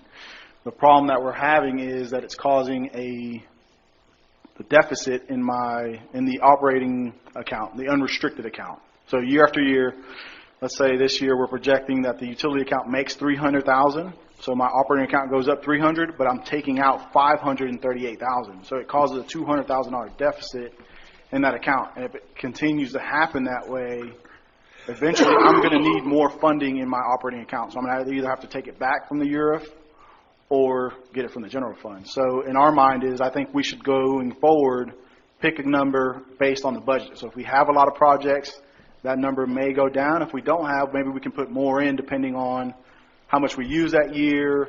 I just think you guys can pick a better number year to year versus automatically allocating $538,000. If we use the $4.25 increase, we'd be taking $725,000 out of that account. So that's our proposal. I wanted to discuss that along with just getting a consensus on whether we want to change the name from the EURA fund to a capital improvement fund based on its structure. Currently, there's no restriction to use it for just utilities. We kind of use it for major capital projects. We use it for the maintenance building project. So just something we want to discuss to make sure we got finalized so we can bring a new resolution to eliminate and bypass the old EURA funding resolution. The current balance of Europe is $3 million. Well, it's 2.7 this year. We believe it's going to be, we're projecting 3.3 at the end of this year. So I think if you go one more, Chrissy, can you go to that last spreadsheet? Keep going. Right here. So if we go to the very bottom, if we stay inside the gray box, that first column is where we were at the end of September 30, 2018. So at the very bottom, unrestricted operating was $1.1 million. If we look at where we're going to be at the end of this year, which is the next, it's 970. So you see it going down 200,000, but right underneath that EURA account's going from 2.7 to 3.3. So that one's going up to 538 that we're saying, but my other one's going down 200,000. So year after year, I'm having that problem, and eventually that 900,000 is going to become 300,000, and it's not going to be able to sustain that utility account. So I want to try and my proposal at the end keeps that operating account at 976,000. It keeps it flat, and it's still causing 175,000 to go into EURA and still funding money into that capital improvement fund account. So that's my proposal. Can you go back to that page? Yes. I'm confused on this one because up at the top where you say Sun and Lake proposed, we've got $11 for the water base rate and a total of $45.40. And down below where we've got proposed, it's 1050 and Yeah. 4390. What? The 11, so that 1050 and 21 was what we initially proposed. The 1122 is what the board decided and what we were moving forward. That should have been carried forward at the bottom. Okay, so on the report that you had up just before I asked you to come back to this one, Yeah. what number are you using there? 11 and 22. Okay. That would be in the orange column. That's with the rate increase at 1635. So the first thing we got to decide is the rate, right? Correct. I mean, we should have a consensus on. Well, the question is, do you want to keep a certain amount dollar Yeah, but wait, we rate got to agree on let's agree on the dollar amount first. for the base rate increase? I thought we did that last Yeah, I thought week. 11 and 22 is what you discussed last time and what we're So what moving we said forward. last time, we're good with it still. Correct. That's carried through on the, go back, Chrissy, on the rate schedule. We've carried that through here. So you see water base, it's in red, $11. It used to be $10.25. The sewer base is 22 compared to the 1850. So we are carrying that forward. We're moving forward with that. We all agree on that, correct? Yeah, and you're sure those are the numbers that are used in the... Yes. Okay.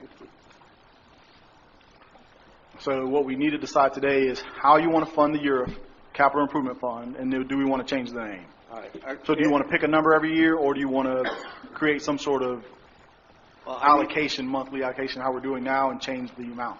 Answer me this question again. I'm sorry. I apologize for this. This is the one of the emails that I got from somebody. If we were to put the capital improvement on the assessment bill versus a utility rate hike, what is the difference in the number of people that we reach? Okay. So the theory behind... Clarify, is there a difference? Yes. And how much? How many? Is there a difference? Did I explain that right? The differential would be between the number of water and sewer holders versus the number of lot owners. So you would actually be taxing the people who have not built and aren't living here. Correct. Which is not necessarily a bad thing, but you get back into the same situation of that we just had to reduce the ones, if I understand it right, of the vacant lots out in the back 40 were taxed too much already. Right. So it would, you could make it where it was revenue neutral, or you could make it where it was revenue positive, but the issue would be you would exacerbate the problem that we had before, if I understand it correctly. Yeah, and our assessment, once again, we're getting back to the ones who are actually paying, and we can collect our assessment, 98% are ones with a water meter. They're residential or commercial units. The ones with vacant, unimproved, we're only collecting 13% of those assessment revenues anyway, so they're not really contributing to the capital improvement fund anyway. So you're getting back to the same methodology, just in a different way. But theoretically, if we were starting from scratch, you would want the capital funds to come from the assessments, wouldn't you? Doesn't that make sense? Once again, I just think it's a different funding method. Okay, all right. I guess that answers it. I got to get back to these guys. I think I could. It wouldn't make a whole lot of difference because most of those people aren't paying anyway. That's what he's saying. Right, exactly. I can explain it to him. So I think we looked at the rates at the last meeting, and the increase makes sense. Right. As far as setting a policy, or we're going to look at it every year, it's not a bad idea to look at it every year. I don't know that we need to plan on changing it every year. No, we can keep it consistent. Once again, we can make that decision as we go along. But it's ultimately all money's green, so it just depends on where you want to call it. What do you want to call it? Correct. Yeah, the issue is that right now it's mandated as how much has to be applied, and so if we make it part of the budgeting process each year, it simplifies it, and we don't have to worry about doing some sort of a amendment to the prior resolution each time we want to change the dollar amount. Right. So, you want to know? Here's what I would like to do. Go ahead. Just a starting point. I think 175,000. I prefer 250, but 175 a year into what I would consider a capital fund is a good starting point. I think the Euro Fund, we should change the name to Capital Fund. I think we should transfer some money out of the Euro Fund because we don't need $3.3 million in there as a starting base. I think we come up with a number, and then we start building on that for Capital Fund, and we put a criteria on the new Capital Fund saying it's only for projects 6 figures or higher. and all the other little projects will come out of the normal revenues. That's kind of what I was thinking, maybe. I don't know how you guys... The only thing I want is I don't want to tie the hands of future supervisors. You don't want to And I don't tie the hands of future supervisors. If they decide they want to spend the money for something we need, which whether I agree or not, they should have that option. And I don't care what you call it. But I don't want to restrict these funds to certain things. Because the supervisors have got to make these decisions and to where it goes and why. I mean, that's all I care about. I think it's important that they make the decisions and we don't make them for them in the future. So I don't care how you do it. I'm sure a board can change their mind. They've changed it already once on this. They can. They I mean, can. It used to be, They can change their mind, and that's what I want them to be able to do. Yeah, and I would concur that I'm not sure that the restrictions are going to accomplish anything in the long run, and just really makes the accounting more complicated than it needs to be. And I'd like some clarification on the advantage of changing the name from URF to Capital Fund. if we're going to take your guys' approach, what you're suggesting, you don't have to change the name. Screw it. Right. Yeah. Just leave it Right like now, it there's just a negative connotation with URF. They used to be restricted for utility replacement renewal improvement fund. It also used to have certain restrictions. The board decided to do away with those restrictions, so now it's just a kind of a melting capital pot for improvement fund. projects. So this kind of more aligns it with what its purpose actually is now. So that's really why we're just trying to, once again, for the public, for anyone that's looking at our financial statements, we want them to know this is a capital improvement fund. It's not restricted to utilities. It just gives a better, clear picture to the overall residents. But in theory, there's no reason to change it. We currently operate it as a capital improvement fund now. So, I mean, my only concern in this whole thing was that one day somebody's going to say we need a new irrigation system, or somebody's going to say we need a new whatever, and we're going to go, oh, well, we ain't got the money for it. That's all I'm worried about. I mean, it may not happen. But if you all think we can control that. So, are we through discussing? Can you guys bring us a proposed resolution at the next meeting Yes, sir. incorporating those things? okay. I mean, I think we're all in agreement.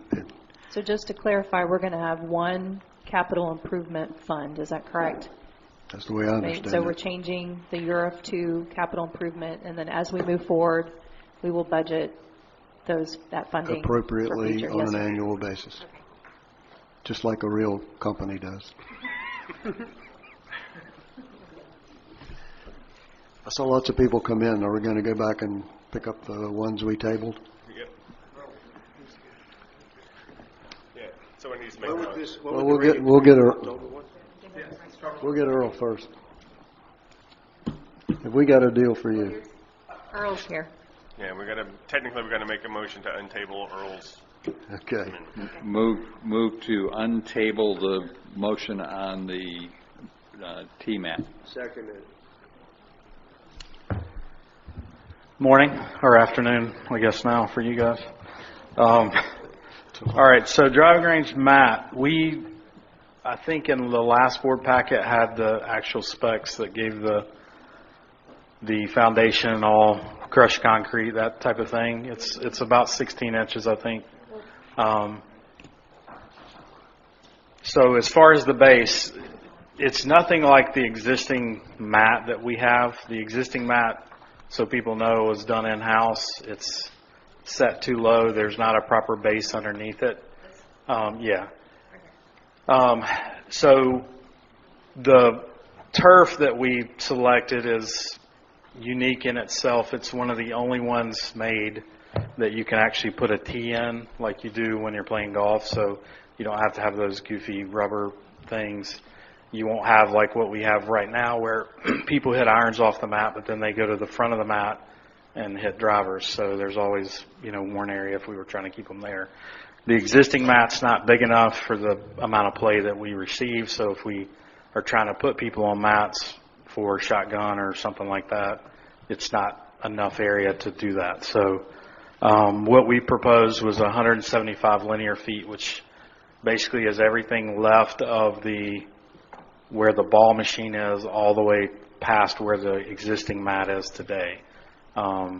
They do angle it so it's not a dead straight line. It's angled so that everybody in a station would be hitting at the range.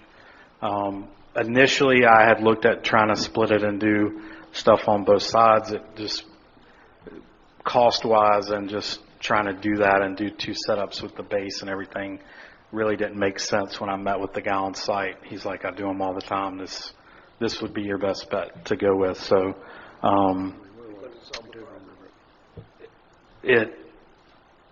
it's almost triple the size of the existing mat that we have. It does not solve the problem. Okay.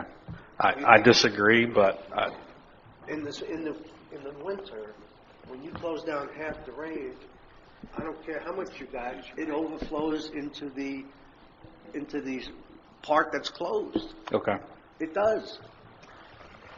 I'm saying spend more money. I'm not saying spend less. I'm saying let's do it. I'm saying don't you think we ought to do it right and have both sides covered? If we want to essentially double the cost, sure, I'm happy to do that. I was kind of given a number that we needed to work within, and that's what I tried to do. I'm sorry. I thought in our initial conversations that's what we decided we were going to try and do. They were half the size, but one on each side. Yeah, they were shorter runs, but on each side. So this is 175 linear feet, which is essentially 24 stations. We currently set up 18 to 24 stations. So There was some question about the base.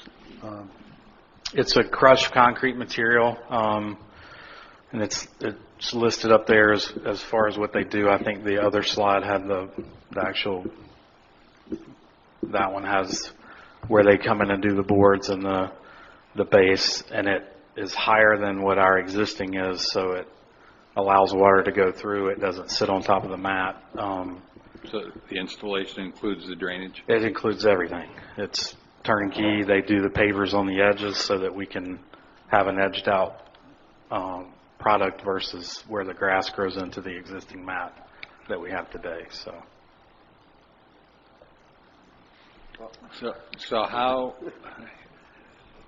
I'm not sure I understand, so if you can explain why we're going to When you close down half the range, because they do close it down because it gets beaten up. Yeah, they will we close have to half try the to range, recover. forcing only anybody who wants to warm up or use the range to the other side. If you had mats on both sides, you don't lose that. And that's why we were talking about. So that way, if he closes down the right side, you can still hit off the right side. You just hit off the mats. So you'd be able to accommodate most people who want to hit off the mats. But when you close down half of it, you don't achieve it. I mean, it just ain't going to happen. You're going to have people not knowing where to go, or they're going to cheat like they usually do. Well, you know that. They're going to cheat no matter what we do. Well, I'm just saying, but I just think we ought to do it right. And if it means taking what you have here, 40 feet, and making it 30 and do two 30s, and it costs $60,000, well, we spend a lot of money. That makes sense to me. Okay. Did I explain it? You explained what you understand. I'm not sure I understand what you understand, because my understanding would be that you would have a mat area across the entire length, and you would have a grass area either in front or behind the mat area, and where you have the mat, you would never have to close down the mat area, would Correct. you? So, No, you wouldn't. so if you have the whole length as mat, you're never going to have to close down half the range. Right. Is that correct? We have a couple of things that go on during season. One is we have people who like to practice, who go out and hit bucket after bucket after bucket of balls. We also have people who go out for shotguns and they want to warm up for 10 or 15 minutes and they hit a half a bucket or a small bucket. And then we have people in between who come after work and they're up there constantly beating balls. Currently in season, we have no mechanism to allow us any type of extra recovery time on turf, they're just always on grass. Because if we try to put people on mats, it's not enough space. They can't hit drivers, so they're always going off the mat to hit drivers. People don't want to do it because the mat quality isn't great, so they just don't do it. No matter what we do, they go hit off turf. So we were trying to come up with something that would allow us to rotate, maybe shove the shotguns, things of that nature, to an area where they could go and warm up without, and if we took, a closed day or a couple of closed days every month to allow a rotation where people could only hit off the mats, it would give us extra recovery time. Because we rotate as much as we can backwards and we slide a certain amount sideways, but with the amount of play during season from January 1 to April 30, we can't keep a good quality turf, in my opinion, on the range. Right. But because you have the mat the entire length, you just let the turf rest for a while and require mat only, and you're not having to close half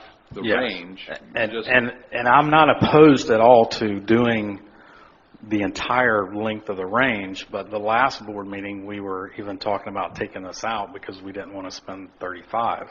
So my directive was not do everything. It was see if we can fit it within that. Can we pull it off this year? I'm happy to look at it if we wanted to do 230 feet or whatever the number might be that we feel like would accomplish. I don't know how many stations is enough. Is it 30 stations? Is it? You just would have two strips because you have to break because you have the ball machine, unfortunately, is in the worst possible so you spot. Break, so it'll be one section. To me, that's which is how we originally looked at it, but it just the number didn't work. So How many stations do we currently have right now? We set up 18 to 24. Okay, now, so sometimes people go outside the stations right. and hit, so it's hard for me to give an exact number. I would think that 30 stations is the max that we would ever do. And this is designed for 24? This is designed for 24. Okay. I think there's another issue that we're not addressing, and that is if you put mats on the back side of that tee over there, you're going to bring the sand trap and all those people that are out there in that short game area, if you will, into direct line of flight for a big slice off that back tee. We're going to get somebody hurt if we go back all the way on the back. I just think that would be, if we don't address that other issue. I mean, you guys were supposed to close that down, weren't you? We have talked internally as far as doing the netting and all. So. But we also talked about shortening that whole thing up back to where it was. Right. Yes. Which would alleviate any kind of problem. We could do the existing as we've got it on the left side and go to the front of the ball machine and across and then stop it, shorter on the right side. I think you got to be careful. This is going to be an eyesore. I mean, it's not very pretty, but it's practical. Well, but it's not as bad as what you're thinking either. Like I've been over to Longboat Key and looked at it, and Longboat Key is a pretty high-end area, and it's nice. It's not anything like what we have today. So I think what we have to decide first is do we want to do both sides or one side? I vote both sides. Well, no, you don't want to do that? Well, let's. The resolution is for one side. We can just do it. I'll make a motion to approve 2019-08/23-31. And we're decide. We vote. You have a motion to approve the resolution as is written. Am I understanding you correctly? Yes. Yes, sir. Do we have a second? Second. Motion and second.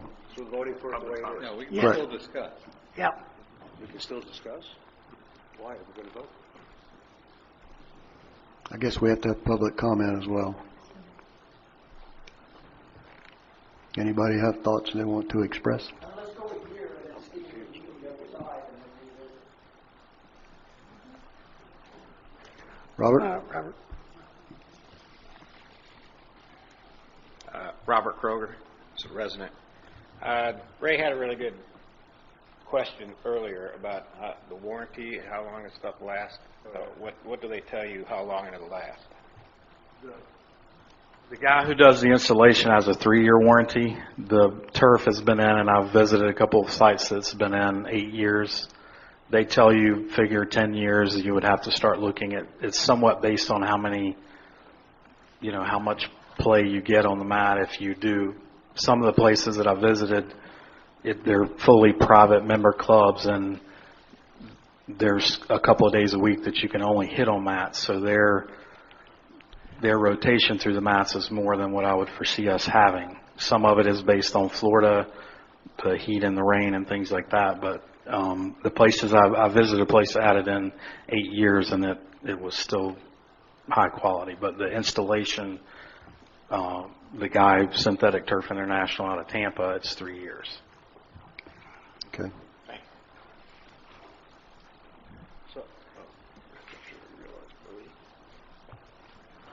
Nice. Bill Norcross, resident. This AstroTurf, as we used to call it, the old stuff is very difficult. But as Ray says that both sides should be done, and it should be done without being an eyesore. Because if you put it way back on the right-hand side, you are going to have a problem with that sand trap and people out there. And then you're talking about putting up a fence or a netting. I mean, you have to take a really look at how it would look with a net and that type of presentation that you want to have. And I don't think it's a good idea. I think on the left-hand side, you can have the existing area extended and even a smaller side on the right-hand side. So you do have function on both sides. I don't think running a strip all the way across is economical. It's a little too much money, I think, and I don't think you would get the use. So I think if you could have a larger side on the left side, smaller area on the right side, when you do have downtime as far as the driving range. Thank you. Further public comment? Your motion and second to approve the resolution as written. Has any Cliffwood residents, anybody thought about perhaps, there's space to the west of the existing putting green near the clubhouse. Anybody given any thought about putting a sand trap and a chipping or short game course that would be between the pond and the cart barns? There's space there that wouldn't interfere with people on 18. I agree that where that sand trap is and that short game green is a real potential hazard for people on the driving range, and it might be worth thinking about trying to relocate that function to another spot, and so that that hazard wouldn't exist. Cliff, we have, it's, what, 150,000? Was that the estimate? And we kind of decided to wait a while on that one. Okay, so we have looked at that. Okay. Then one other quickie comment just off to the side. During the summer months, it sure would be nice if the driving range were open beyond 5 o'clock so that people can practice when it's a little bit cooler. And people around town, I think, might use the facility a lot more too, and that could be a fairly lucrative enterprise. I don't know what time the driving range closes. The driving range is open till sundown, is that correct? Except for That means Tuesday. except for Tuesdays? Yeah, they do maintenance on Tuesday usually. But otherwise, it's open, I think. It's open every day. Tuesdays it shuts down because they clean picket, because we do our mowing on Wednesday mornings. So every other day it's open till dark. Okay. Further comment? Not. Chrissy will call the question. We're voting on the resolution as it's written. Supervisor Stiegel? Yes. Supervisor Brooks? No. Supervisor Gilpin? Yes. Supervisor Hotelling? Yes. But I would like to suggest that we look at whether or not we need to extend the second one later. Yeah, I think this is a good start. Yeah, I think that makes all sense in the world if we need. Yep. Yeah, and they, just so you know on this, there's no extra charge if, it's not going to cost us more if he has to come back. He's not charging us for mobilization or anything. There's no extra cost for, they buy the rolls like carpet, so it's not where they cut it a specific size. They actually do that when they're here doing the installation. So if we decided next year to do more, it's not going to cost us more than what it would have. Thank you. Thank you. All right, do I have a motion to untable the other resolution that was tabled? So moved. Second.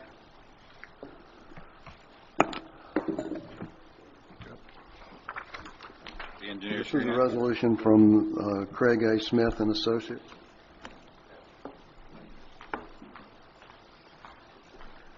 Thank you. My name's Gene Schreiner. I'm President Craig Smith and Associates. I have Greg Giratana here with me today. He's one of my staff engineers. We're here to discuss the issues that are going on with the Matanzas lift station. We've been out there multiple times and been looking at some of the problems. It's now becoming problematic and taking up a lot of your staff time, obviously. One of the things we'd like to discuss, first of all, the station was built in the 70s. It's over 40 years old. It's pretty much lived its lifespan, so it's beginning to show wear and tear and issues that need to be fixed. We would obviously recommend that at this point that the station be replaced with a new lift station. Some of the issues that we found, number one, over the years, over 40 years, the station is undersized. The wet well volume is not what is required with the pumps. It's only a 6-foot diameter wet well, which normally is an 8-foot. The area has grown, therefore it's undersized. There's a lot of infiltration that has been occurring in that area.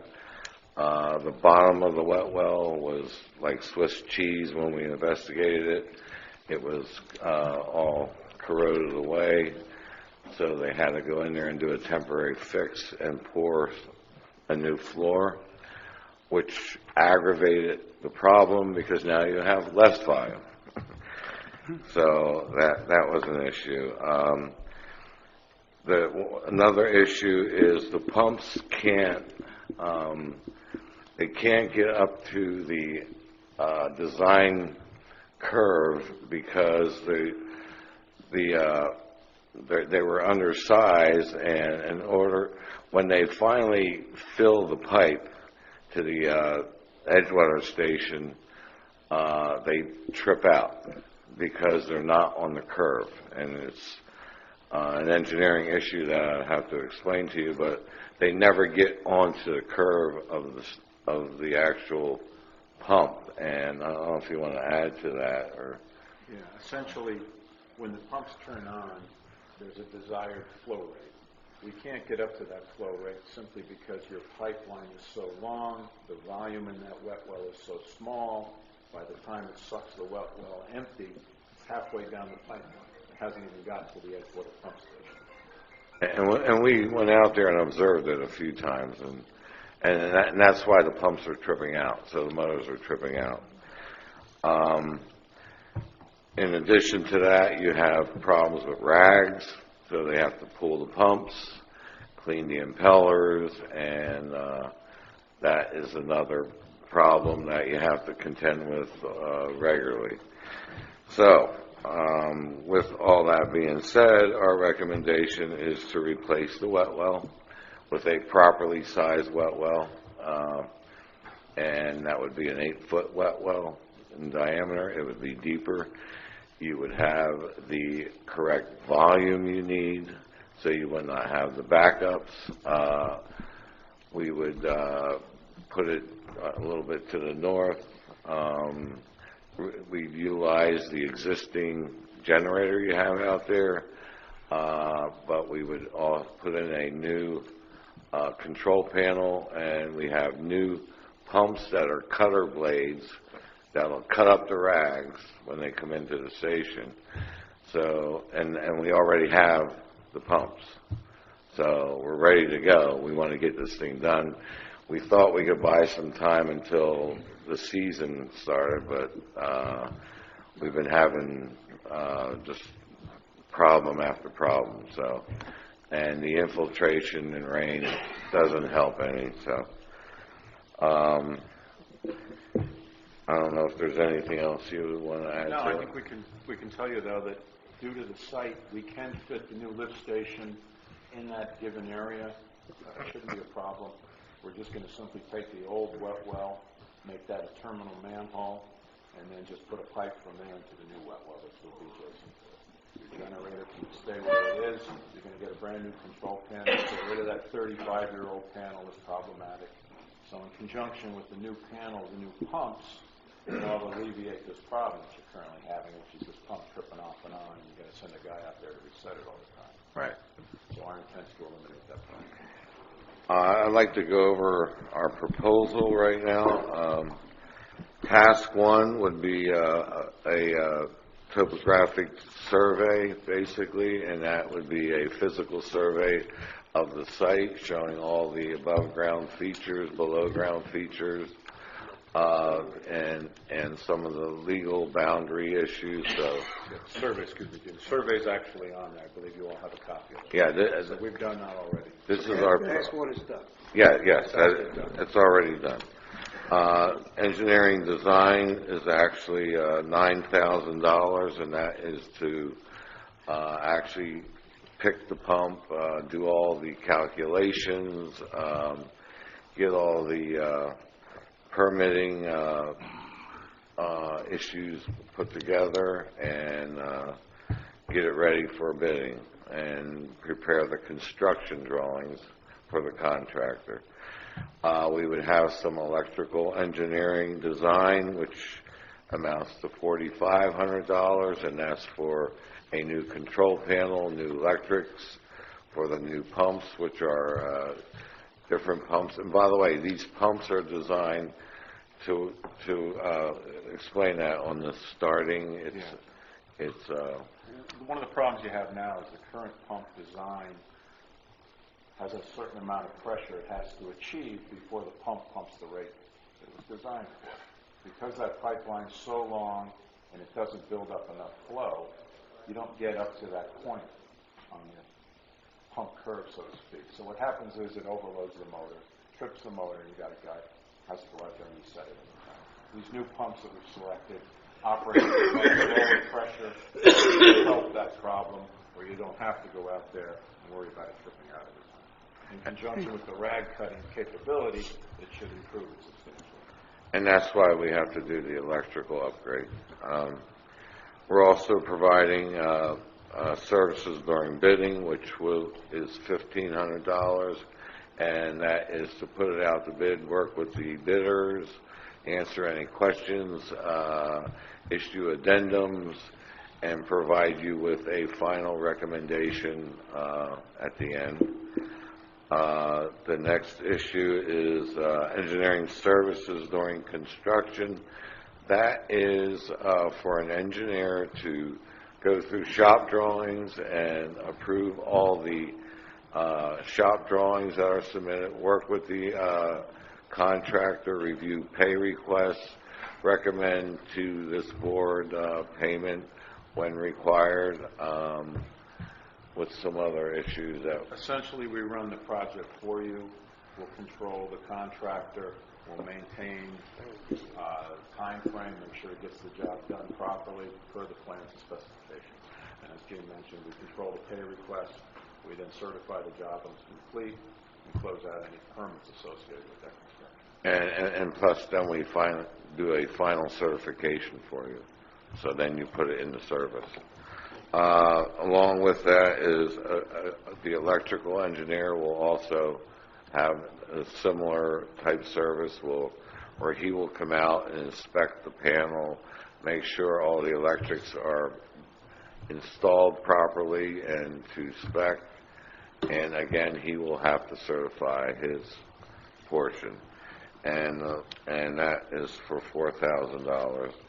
The last issue is inspection during construction or construction observation. That is to have an inspector out there, and that's for $15,400. And that is something that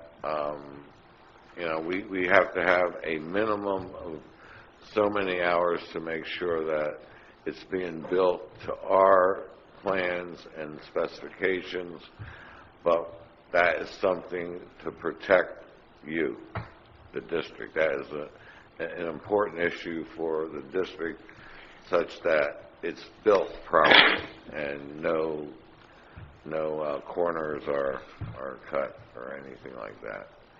So the whole all services total $44,040, and after these past few weeks, we'd like to start getting going on this right away so we can get this out to bid as soon as possible. The cost of the station, we estimate about $165,000. So that's the actual construction cost, or that's our estimate at this time. Your actual cost will be when you bid it, obviously. So if you have any questions, we're open. I have a couple. One would be, what kind of downtime are we looking at on this section of our sewer treatment during the construction? You should have no downtime. You will have bypass pumping. Okay. Yes. That is something the contractor will have to provide us. He'll have to show us how he's going to do bypass pumping. So there is no downtime. He can essentially build a new wet well while the other one's operating. The last minute we make. And he'll put a pipe. He'll bring in a temporary pump, usually sitting on the surface. It'll pump into your valve pit and pump out. So no, he cannot allow anything to happen without that. Yes. And then the $44,000, is that a not to exceed bid from you, or could it go up? Yes, that's a lump sum fee. That's it. Because that's what our measure here is to approve. But in your bid here, I see that any additional time will be billed at an hourly rate. So no, we don't. You won't be building. You're agreeing to a not to exceed 40. No, that's a lump sum fee, and that's what you will be billed. Questions? Other comment? Yeah, I mean, it's a minor point because we're going to do this all. I mean, it's going to start in 30 days, I assume, right? Yeah. It's going to start October 1. I'm a little confused on what you've already done. And I mean, a lot of this relates to next year's budget. I mean, I don't know why we're taking out of this year's budget. The construction is in next year's budget. This right. is well, so is the inspection. I mean, that 15.4, is that the way I look? I mean, the way you explained it, maybe I'm wrong. That 15.4, that pertains to the actual work that you're doing. That's an actual inspector who's going to be there half the day. When it starts? During construction. Which we estimate. When construction starts, which will be next year. Yes, when they're building the station. Why am I paying for it now? That you're not. You will only be billed for each one of those items when we do the item. So, for instance, task 1, the survey has been done. We would bill for that. Engineering design, you will only be billed when we're complete with that task. So each task will be billed as it's completed. You will not be billed. You will not be billed for any of those tasks until they're done. Yes. So basically, what we're doing with this budget amendment, we're going to create budget. We're going to issue a PO, if approved, to Craig A. Smith, and we will begin to draw down that PO. So they'll get a PO for $44,000. Right. By September 30th, they may only get through task 4, so we will only pay out that $15,000. The remaining $26,000 will be carried over to next year. This allows them budgetary to start going. And then we have to sign a carryover. We're going to have to do one of those. But that'll be next year, yeah. Is that But what they we also know? have consulting money next year, so we may not. We know we may not need 20,000 additional. isn't going to happen until October. Right. Right? We have engineering fees in our operating budget, so we may be able to just sustain that.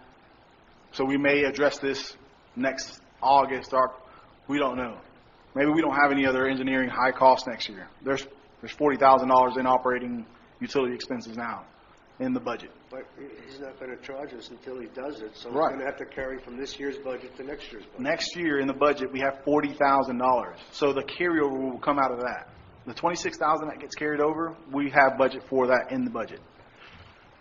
We're going to issue a $44,000 PO now for them to get started for tasks 1 through 4.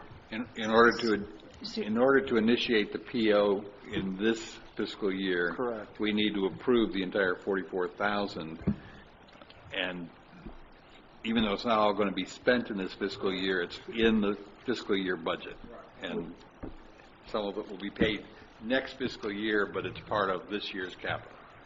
Yeah, and we just want to get it going. I mean, because it's becoming a real time-consuming issue for your staff, and you don't need any complaints from residents at this point. You're going to be able to wait 30 days? That's a good question. I can't answer it. Depends on how much rain you get, and I mean, the station is tripping out. But you can't start before you start, so we just need to get going. Yeah, well, we We have to get going on this project. We have to get going. We're waiting for this. We've been waiting for this. We know it's 40 years old. It's in tough shape. We got to get moving on this. So why don't we start it now?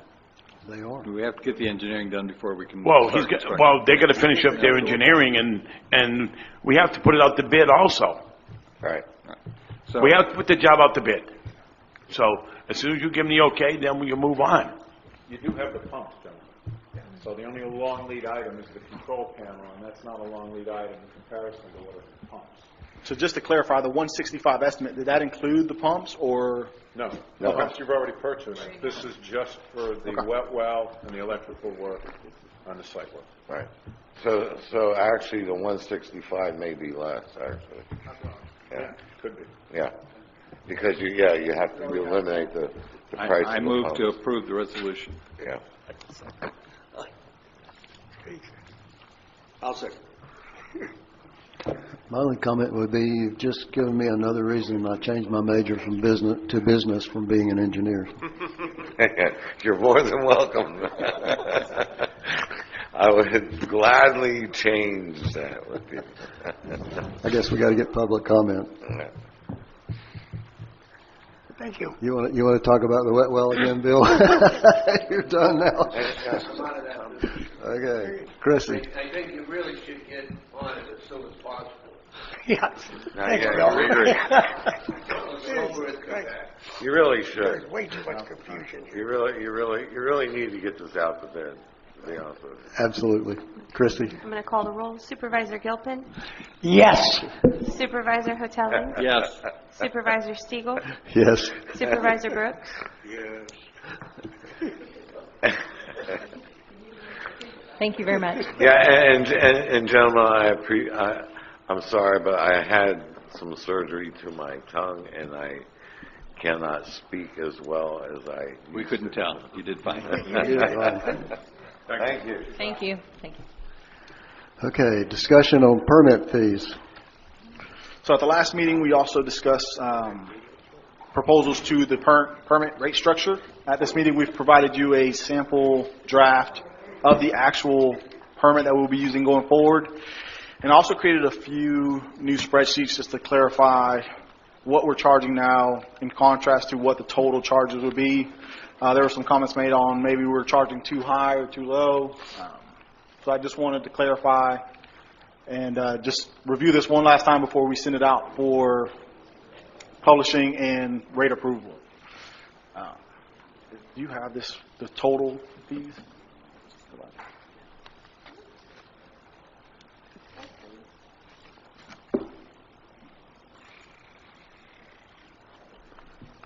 that one. So on this one, as mentioned at the last meeting, our 3/4 residential, typical small commercial office, typically pull a 3/4 size meter. So our rate for a 3/4 inch meter is not changing. We're staying at $3,405. That did not change.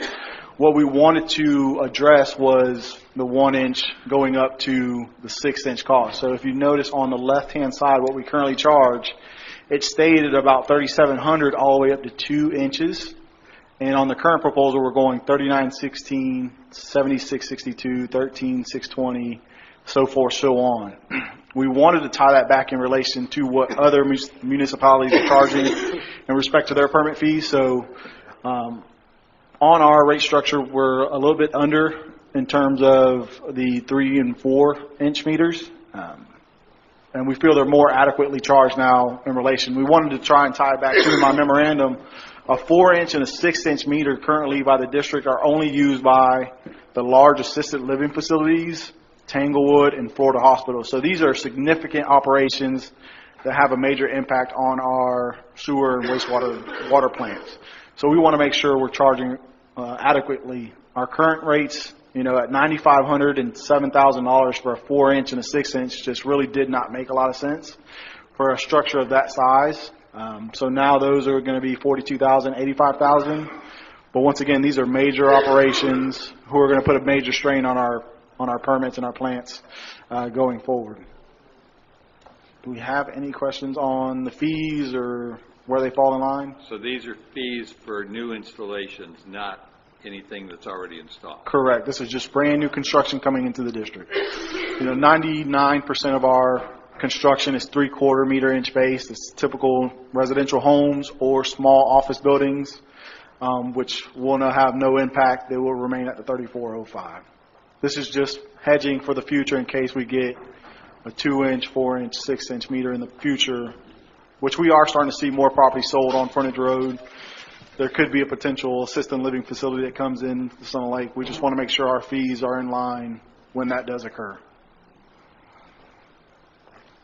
If there's no questions on this, one thing we also want to bring up as part of the new construction process is we recently had a permit pulled for a driveway replacement. Part of our code enforcement ordinances is that a prepared surface cannot take up more than 30% of the front yard. We recently had a variance request from Marmer when they had the fourplex because they were exceeding that 30% rule.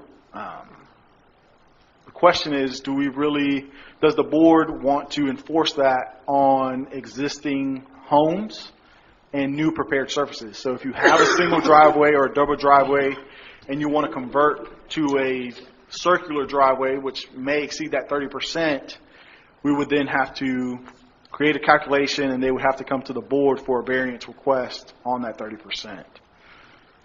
I don't believe that the board's intention is to eliminate circle driveways, so our recommendation would be to possibly increase that to maybe 45% of the front yard or 50%.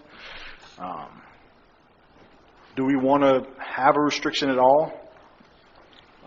I guess the thought process is that the more concrete you have, the more runoff you get, so you got a flooding issue potentially if it happened a lot. Yeah, potentially, but the issue is from my understanding is that 30% has not been enforced in the past. So we've got an issue of permits that have already been approved and driveways poured, mine being one of them, that don't comply with the 30% rule.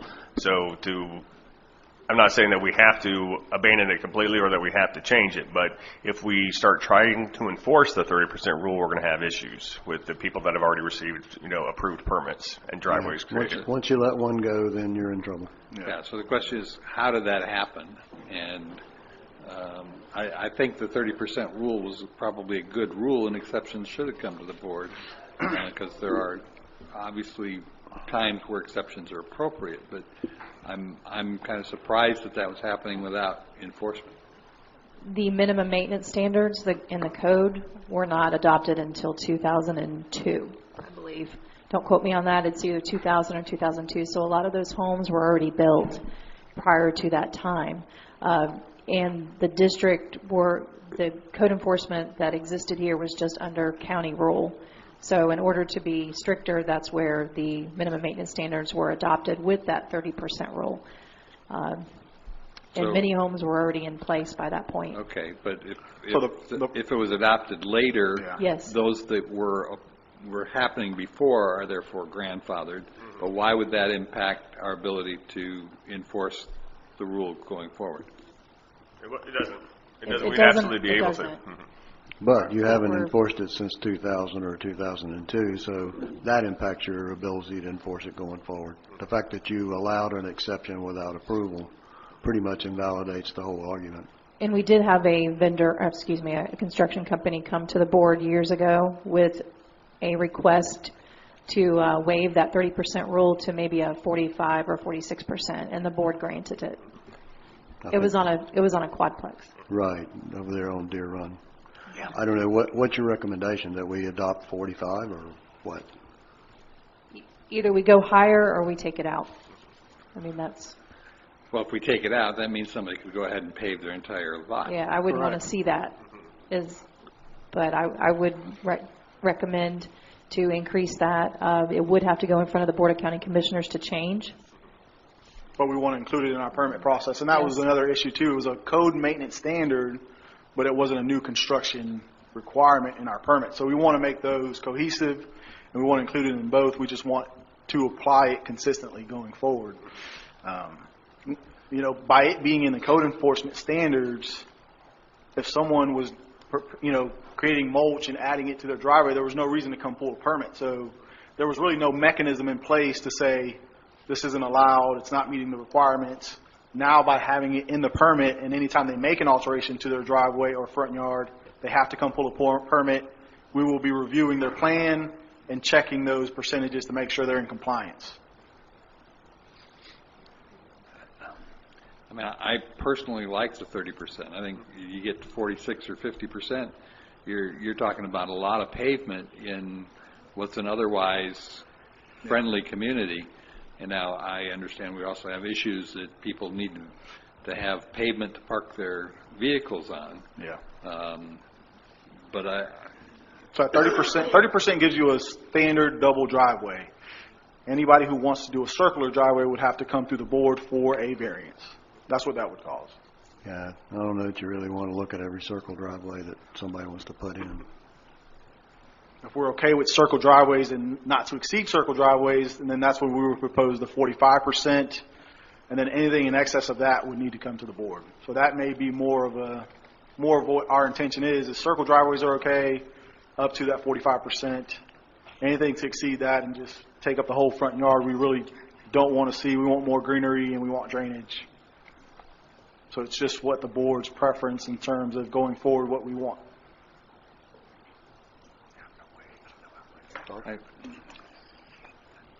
I'm not opposed to looking at variances, but I'll go with the consensus of the board. I think 45% coverage is a lot.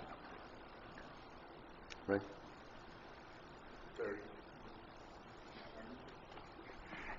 I don't mind. I mean, I was here when we did Marmor's, and I voted to give them that, and it looks nice. So I really would go with what you guys want, but I don't think you should let them.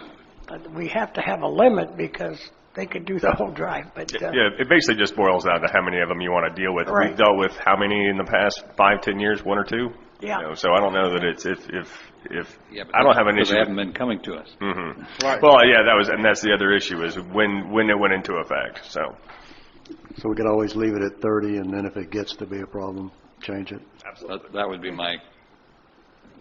Okay. I think you We'll have add that to the consensus. permit and we'll apply it consistently. And maybe the contractors just say, hey, we don't want to go to the board. We're just going to make it 30, and then we never have to deal with it. So we'll just make sure we're enforcing it in our permit. We'll include it, and going forward, that will be the rule. Good. Yep. Good.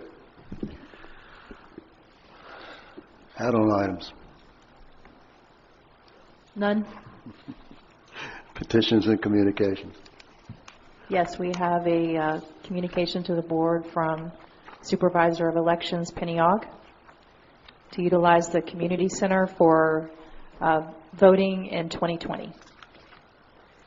Do the dates in that conflict with anything already on the schedule? No, sir.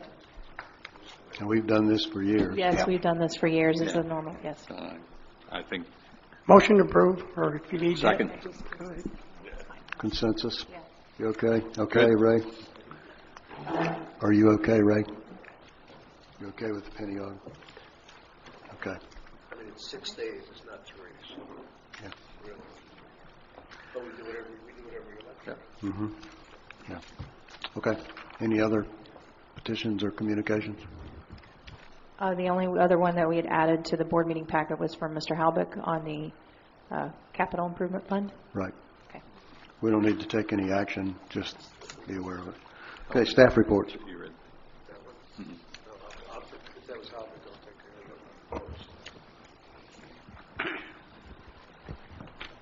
Good morning again. Yeah, July's in the books. The financials done for July. We actually had a really good July. The golf revenue was up about $8,000 or $9,000 net, and we actually matched last year's revenue even with the restaurant being closed. So, and we added another $25,000 to EBITDA. So, right now we're sitting at $180,000 EBITDA. So, I'm trying to make it through the end of the year without any more of the subsidy. We've transferred $150,000 so far. I think I might be able to make it on $150 this year. So we'll see. I might have to get a few more dollars, but I'm trying to make it happen. The renovation, the kitchen is on schedule and really doing well. We did grease traps a couple days ago. The roof is being finalized here in the next couple of days. You'll start seeing the roof kind of form. Really all the built-ins inside, working on that right now. Everything from networking cables to security to plumbing to electrical. I mean, everything really. So I'll be scheduling a lot of those specialty guys, the guys like putting together the freezers and installing some combi ovens, some specialty type stuff. So I'm scheduling that. So the kitchen's right on plan. Lanai, looks like the windows have been delayed. The outdoor windows, they've been back ordered. So I've been told September 10th, and we'll be right down to the day of the wire, according to Marmer. So because as soon as they put those windows up, they'll need to start working on the interior finishes. You saw today or yesterday they put up the dust wall. We've painted it and tried to make it look as nice as it could be, but they've already started with the big masonry saws cutting and demoing outside. So they're going to try and get everything done as much as possible. But the only delay we're having right now is those windows. But I've been assured they're coming and we'll still make it. So we did have to. I almost forgot. We did have to, as we were doing it, there's going to be probably more tile work than we anticipated. The tile had to be pulled up, and there's nothing that's really going to match. So we're kind of in the process right now of we're going to probably end up replacing a lot of tile all the way around the bar. It's kind of worn out, and it's to the point you couldn't really clean it anyway, and it looks kind of it's 10 years old. It looks pretty bad. So that may be kind of a late add. $13,000 to $15,000, something like that, is kind of where we're at. So we'll see. But we're working on it right now. Mm-hmm. Just to let you know, it's probably coming. Cliff, I have one just quick question, and I've heard a lot of reasons why what happened to the greens on deer from probably 5 or 6 of our acting supervisors. I've never really heard why or what happened. You don't have to go into detail, but what really did happen?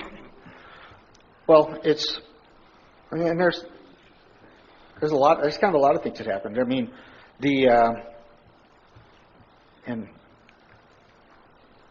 that champion grass, for one thing, it's difficult to manage. I mean, look what's been happening for the last 10 years or so. They've just had problems with it. Earl and I have really, I mean, we've struggled and lost sleep over it. It's a difficult thing to manage. It's not as hardy as we hope it is. Even days that we kind of go 3 or 4 days if we're overcast and don't have a lot of sunshine, it starts getting a little wilty. You know, just for no reason, the next day we'll see, we'll see decline.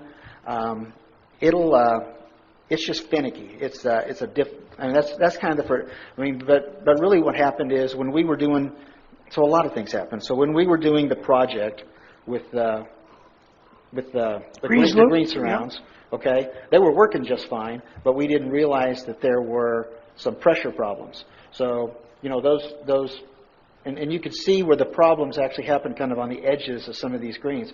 Well, you can kind of see how a limited throw, it goes like this and then goes back this way.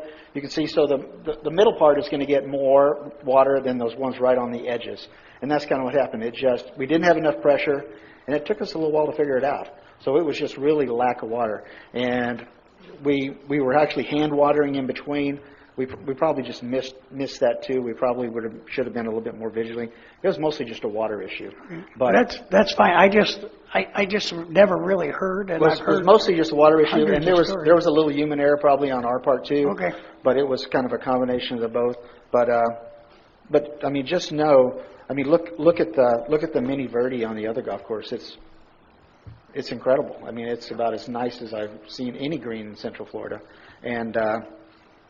Just know that turf is just work. It is. Thank you.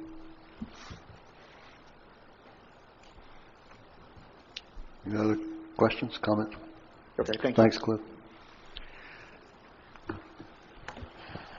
Good morning. I just have one quick update. We already spoke on one of my points with regards to the WDM media proposal that we're working to finalize and hopefully have that ready to review on sometime around the beginning of next week. So the other thing I just wanted to update on really quickly was that the marketing website that we've been working on is about 90% completed. The only thing that we're waiting on is some tailored verbiage or copy to kind of coincide with the marketing campaign. Put some more custom type photos on there, and we should be ready to review that as well.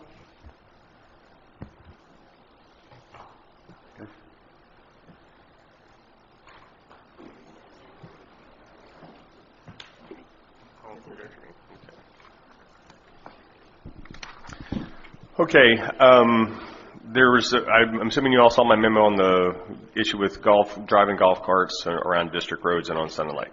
So the prior opinion that we had was based on the county engineer's assertion that all you could do was cross Sun and Lake Boulevard. We had no real reason to question that at the time, and the facts are a bit convoluted, as you could tell from my memo, but for the record now, it is 1 mile you can drive golf carts on Southern Lake Boulevard if it's within 1 mile of the golf course, and anywhere else in the district if it's in 1.5 miles of a golf course. But that's what officially, legally, what's on the books. Whether or not Highlands County, Sheriff's Office is going to try to enforce that, but officially that's the rule. So yes, you can drive your golf carts on Southern Lake Boulevard if you're within 1 mile of the golf course. Should we look at putting up signage that says no golf carts beyond this point? I think that's one of the things that we had. The sign that we have on Southern Lake Boulevard now is at that point. Yeah, at the orthopedic center. So we probably might want to check on where that's located and see if we need to move it or not. But I know that it doesn't go all the way down to 27. That was after that last term. Mm-hmm. On the right. Yeah, so we can get somebody to measure that, I'm sure. I called the county attorney's office about, we did the change back in April for the process by which we replace supervisors who have resigned. It was sent over to the county attorney's office. They received it, confirmed that they had received it, and it just fell off their radar and fell off of ours. So I've contacted them, and it's hopefully going to be on the agenda for the second Board of County Commissioners meeting in September, but it may be the first one in October. But they're aware of it, and they're going to get it taken care of. David, would that apply to new appointees or existing appointees? Oh, that's for the process moving forward once that gets adopted, yeah. Mm-hmm. Still got to put up with me for 3 more years. We had final judgment of foreclosure on the Unit 12 DFC. The foreclosure sale is scheduled for December 4th. That'll be at 11 o'clock. The district's judgment amount is $2,703,733.12. That would be what we could bid up to the property. I think Tina's going to be looking at some potential people that we may want to make sure that they're aware of the public sale. And possibly when we get closer, we might have a discussion about what the board would be willing to accept, or a point where we would stop bidding. We aren't required to bid up to that $2.7 million number. So if someone came in at 1.5 or 1.8 or something like that, during the bidding process, we would then stop bidding. But before that sale happens, we'll come to the board and get an actual number where you would want us to stop. The only other thing I have is the update on the Castro foreclosure that's been taken over by Mr. Lacconi. I'm not sure if everybody understands why that happened, but myself personally and the firm were named as additional defendants based on some of the Fair Debt Collection Practices Act violations that they're asserting happened. We believe they're without merit, but since we're named parties, we can't continue to represent the district. I'll be assisting Mr. Lacconi. He's a very capable litigator, and I'll be bringing the updates to the board. Interestingly, we think this is just a ploy because neither I or our firm has been served with paperwork, and in fact, summons have not even been issued. So anyway, that's where we're at on that, and I'll give you guys continued updates. Other than that, I'm answering any questions if you need to.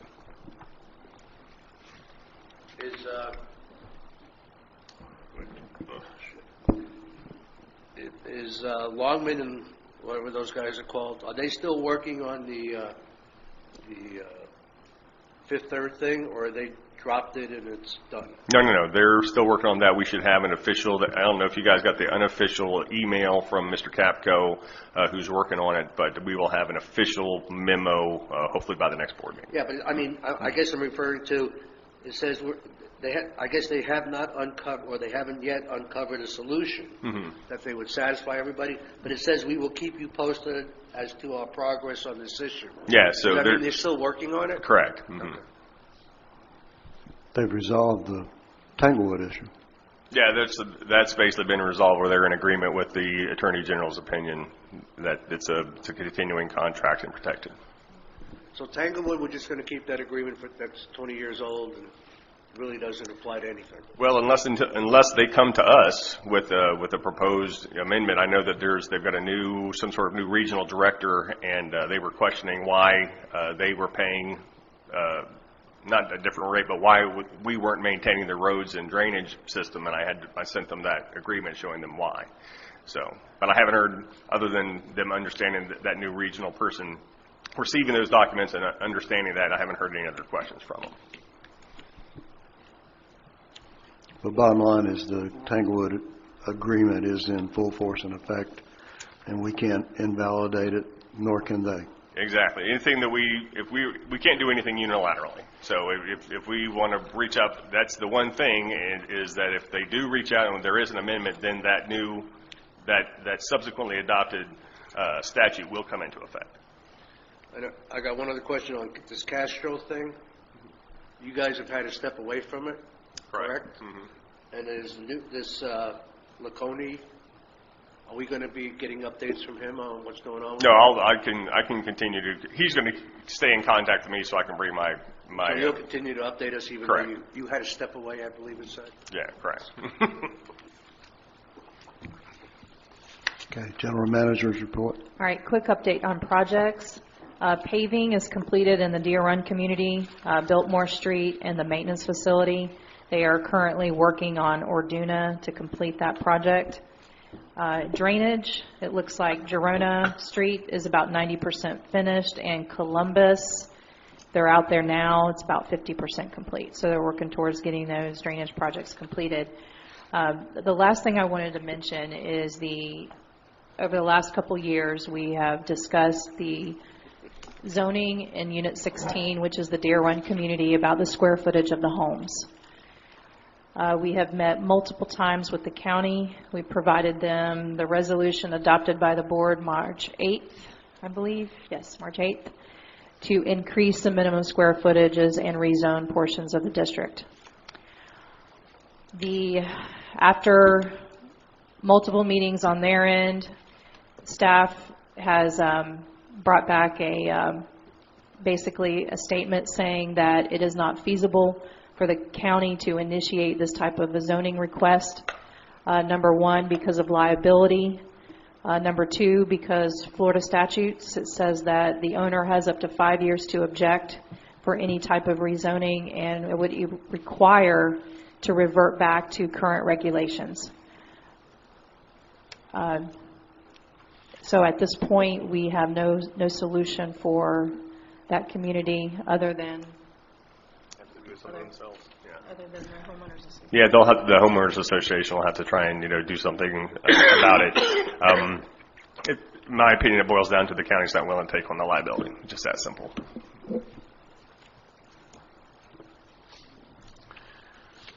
All we can do is try.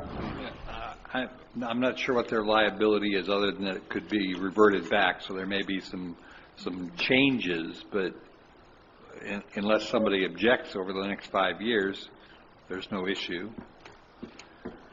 Correct, but that's what it is it all falls on, if they grant, it's the county that's doing it, we don't have any responsibility, and they're not willing to take on what's essentially the liability that we'd be creating for them. So they're just not willing to do it. Or I don't know that they're willing to or not, but from what I understand, the county attorney is not going to recommend it, and if the county attorney is not going to recommend it, it's unlikely that we'll get the votes that we need to get it passed.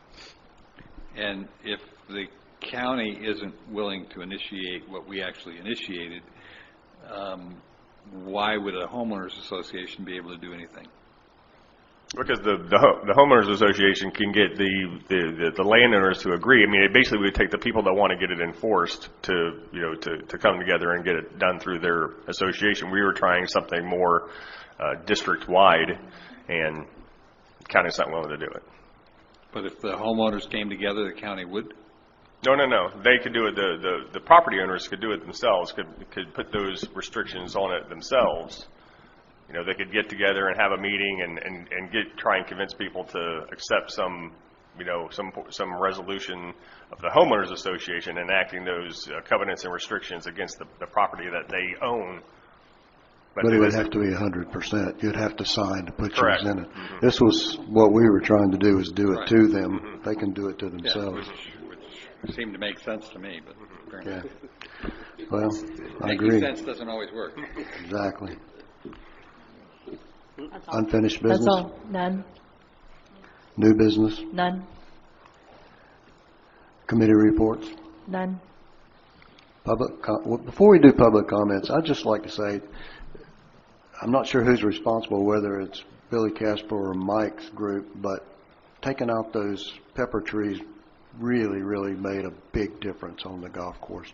And not only the golf course, but all the areas around it. That looks great. I don't know how much money it cost, but it was well worth it, whatever it was. Thank you. Public comment.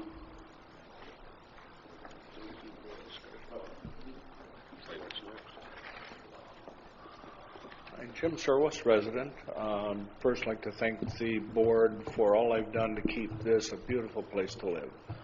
When my wife and I came in '04 and loving it, still loving it, after a while I talked to Bob Brumfield about the 11 cars that are parked illegally. Well, we're going to fix that. We're going to fix it. You finally fixed it, and we have probably 80-90% compliance with hard surface parking. It's looking a heck of a lot better. Then come along the garbage cans. I think the rule, if I understand it right, says hide the garbage cans. So you've got people that have spent $1,500 on fences or $200 on fences in their one unit place, or Pink Palace, $1,500 to hide their garbage cans.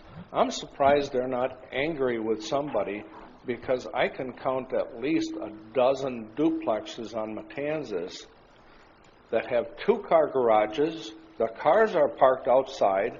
They can't even fit 2 garbage cans in there.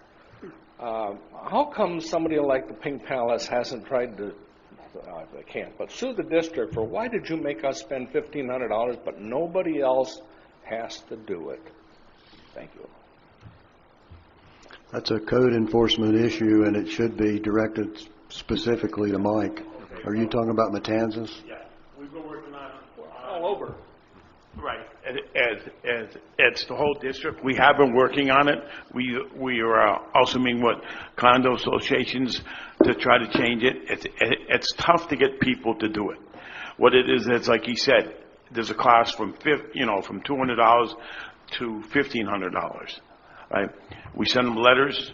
We ticket them every week. Last month we had 200 citations. 200 citations is a lot of citations in this area. Okay, so he's out doing his job, but the problem is once they put him away, we got to start all over again. Right? Now the parking has got better, right? And he's been working on that about a year and a half.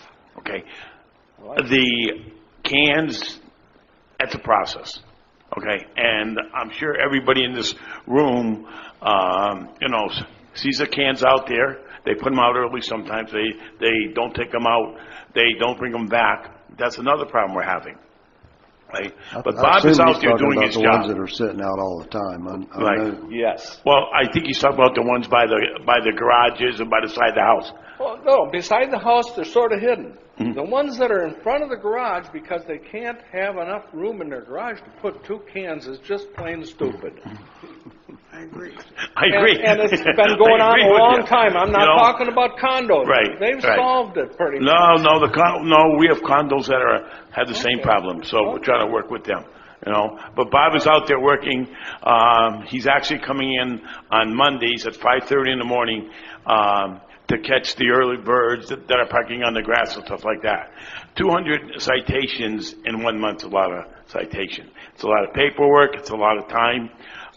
Security's been working with them. We're trying, and I understand, this problem, but we are working on it. And so, At what point do they get fined? here's the problem. Once we send them a letter, we send them a letter, then they get the letter, they'll come and complain to us that they have no place to put it. So we explain to them what to put it. They move it. Then a month later, they're back. So we have to start the process all over. These cans on Matanzas have been I sitting there since day one. I understand. I know. I understand. But he is working on it. I mean, will we ever fix it? I'll tell you right now. Probably not in our lifetime. That's all I can tell you. But we're trying. Thank you. Maybe the county will get camouflage ones or something so they won't look And as that would be ugly as the better. blue Right, ones. right. Bill Norcross. Quick review. What was wrong with that Helbig letter? Is that public information, or is it a positive thing, negative type of thing? Well, I have no idea. I think the Halbig letter referred to, is it the one that I asked about? It was specifically to the board members, and I'll be glad to give you a copy if you want. Yeah, okay, well, It's the one that I asked a question about, the difference between the water bills, homeowners versus... Oh, okay. Mr. Norcross, it's online. I have it online if you want to look at it. Well, send it to me, whatever. That's what it was. We'd like to know if it's an important type of thing, and apparently it is to somebody. All right, compliments. We've had our street paved. I thought you did an excellent job. I didn't get any speed bumps out there, which I appreciate, but we could put some portable ones out there anytime you want. Well, if I can get you to slow down, I'll be okay.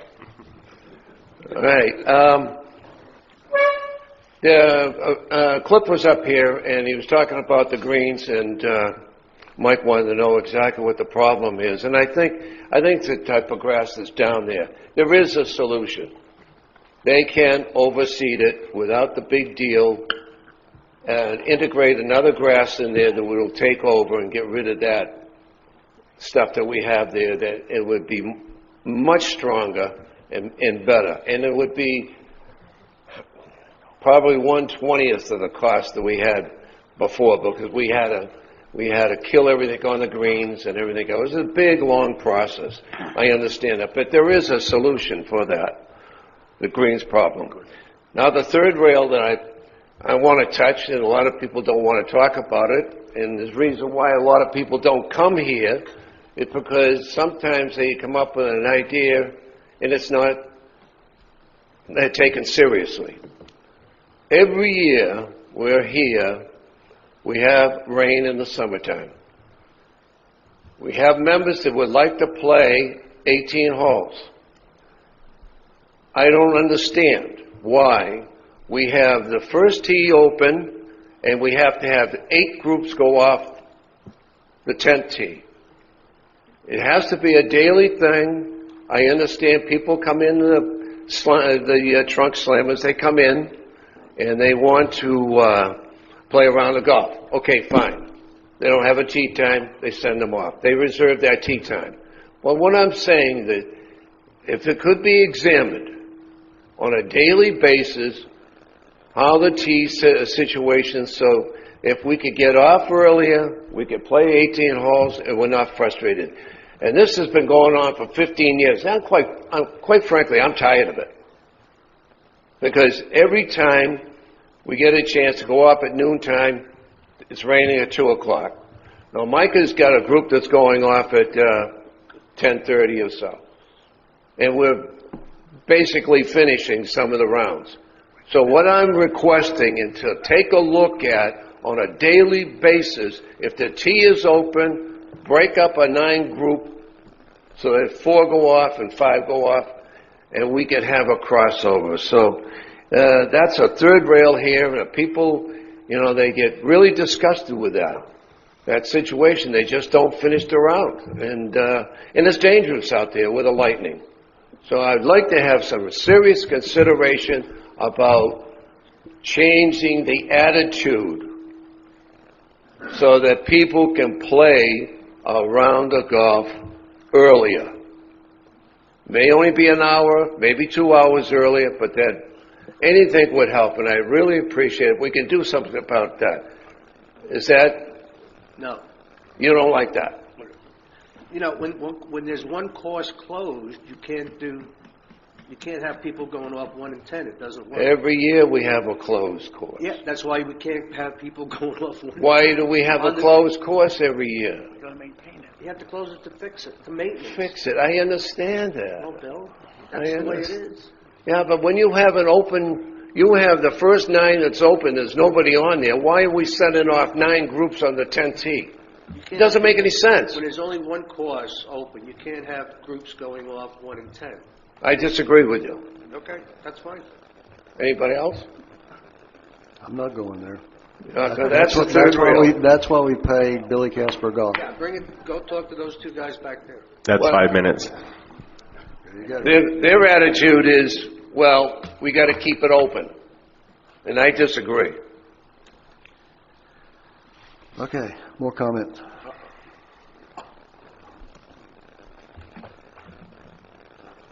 I'm Jerry Brown, and I'm representative of the Preserve Home Association, and here to discuss the request for the installation of 3 speed bumps in the Sun Lake Preserve. Reasons for the request, as you're all well aware, the roads are narrow with no sidewalks, so walking in the road is the only option. Many children utilize the narrow roads, walking to school and to the school bus of the morning and of the evening.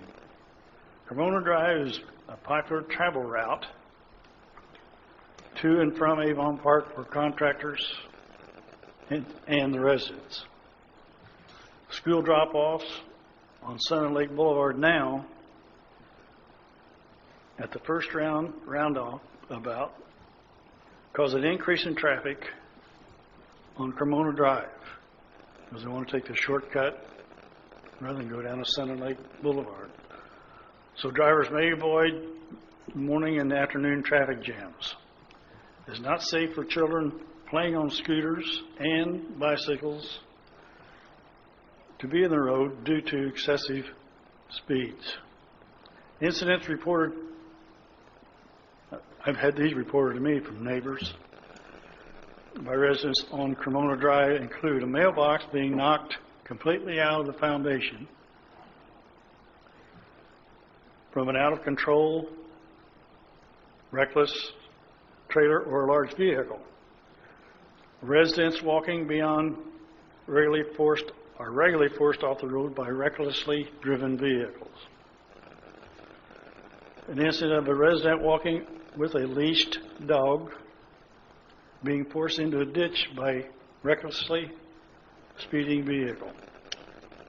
Walkers in the morning or evening are being forced into yards due to excessive, reckless speed of drivers.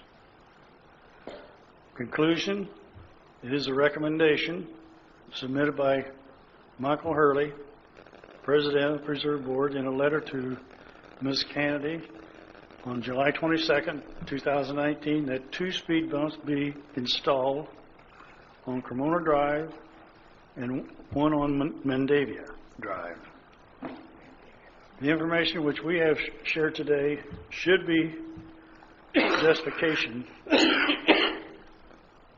for the request. We are asking each member of the district board to vote yes for the installation of the speed bumps for the safety of the preserve residents. Thank you.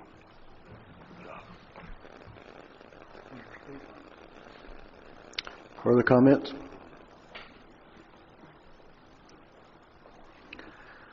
Discussion to and from the board? I'll discuss a little bit on the preserve. I met with the board of the preserve since I live in the preserve, and understand their concerns and let them know that we have kind of put on hold all speed bump requests, which is why it wasn't brought forward to the board, and that we have requested a traffic study. I got a draft of the traffic study, as I think you all did, so we're close on getting the traffic study, which is looking at other alternatives.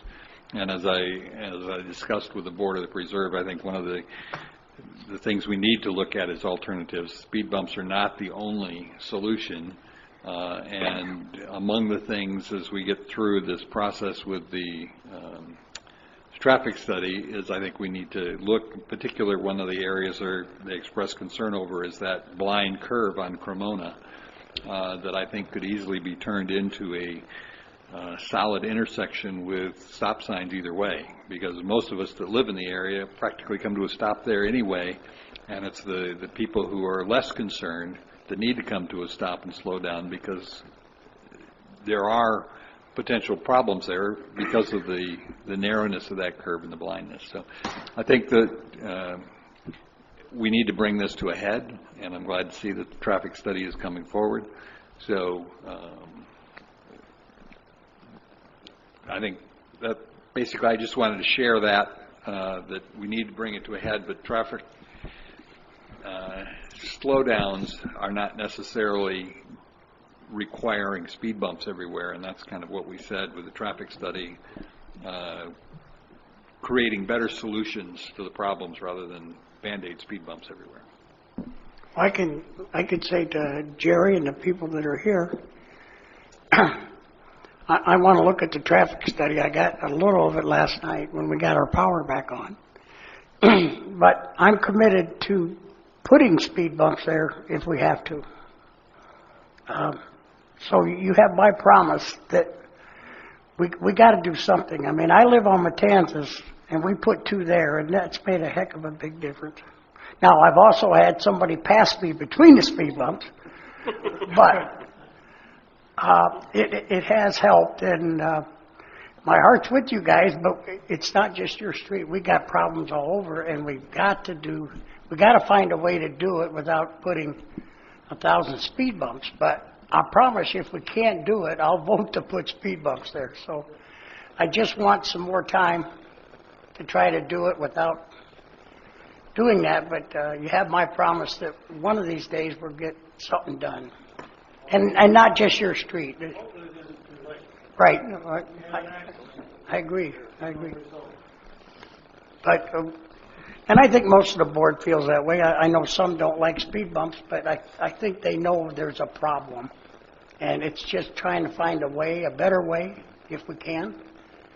And so I commit that to you, that we'll find a way or we'll put speed bumps up, at least in my vote, you will. So, okay.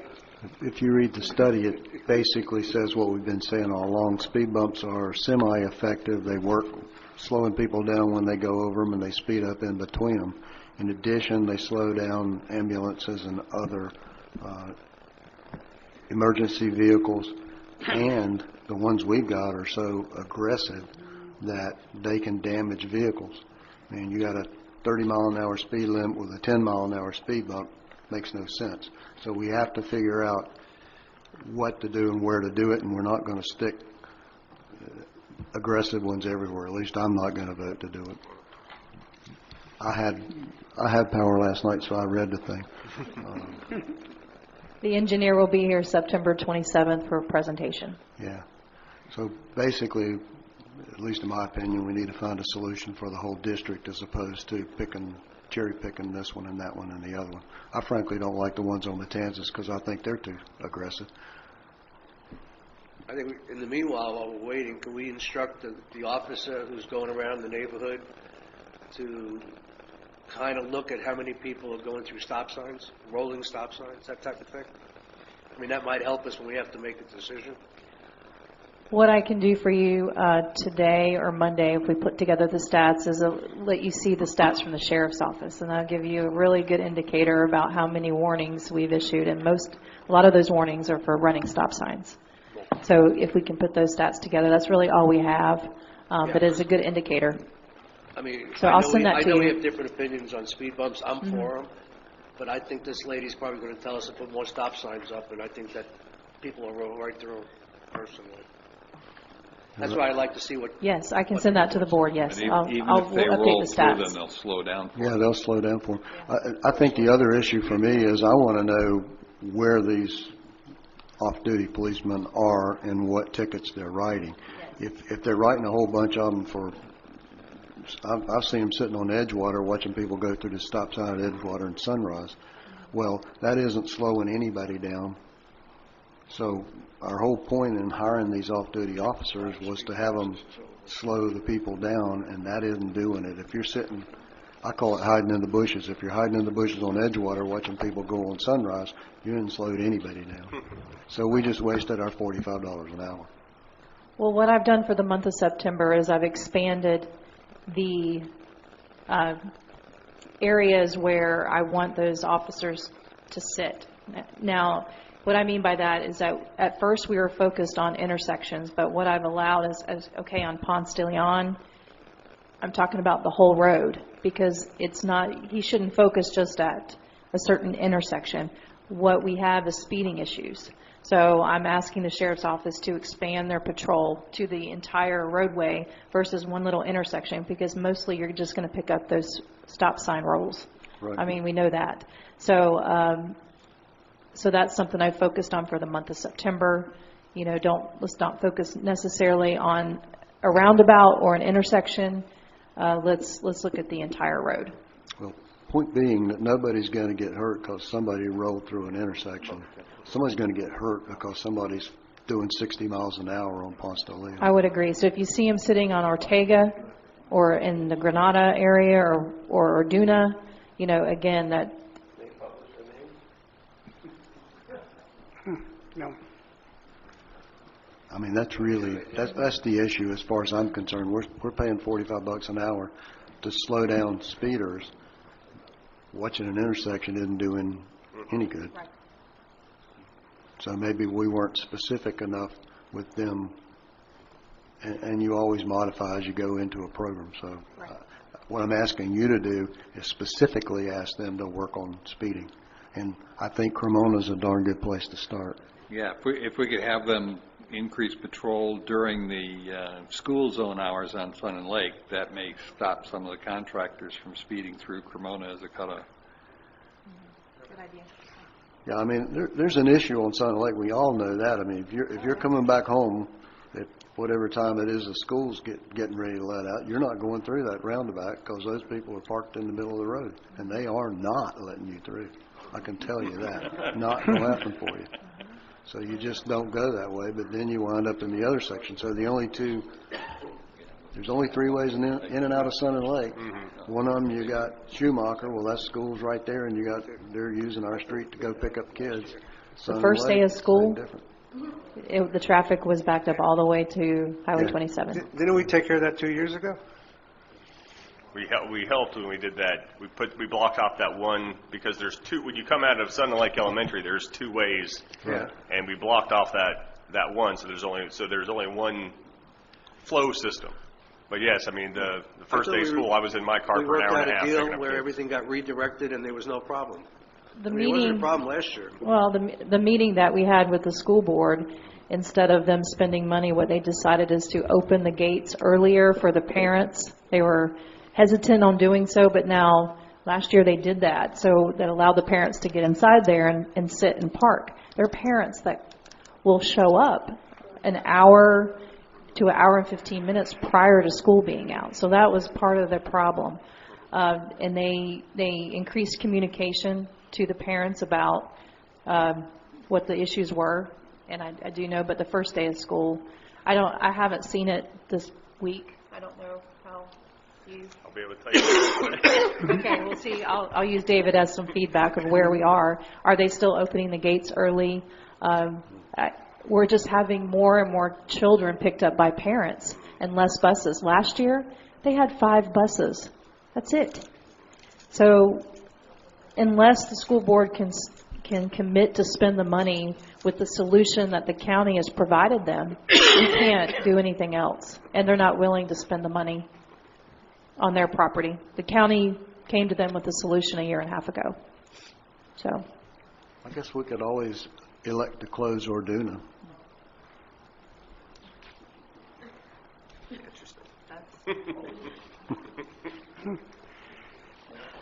This is board to I think this is board to board, and you've already had A your chance legal to question. talk. Can you publish the names legally? The speeders? Can you? No. Why would you? Why would you? We don't have that information. We don't have the information. We don't want it. I don't know. I'm stupid enough to go down 60 miles an hour on Sun Lake Boulevard. I want my name in the paper.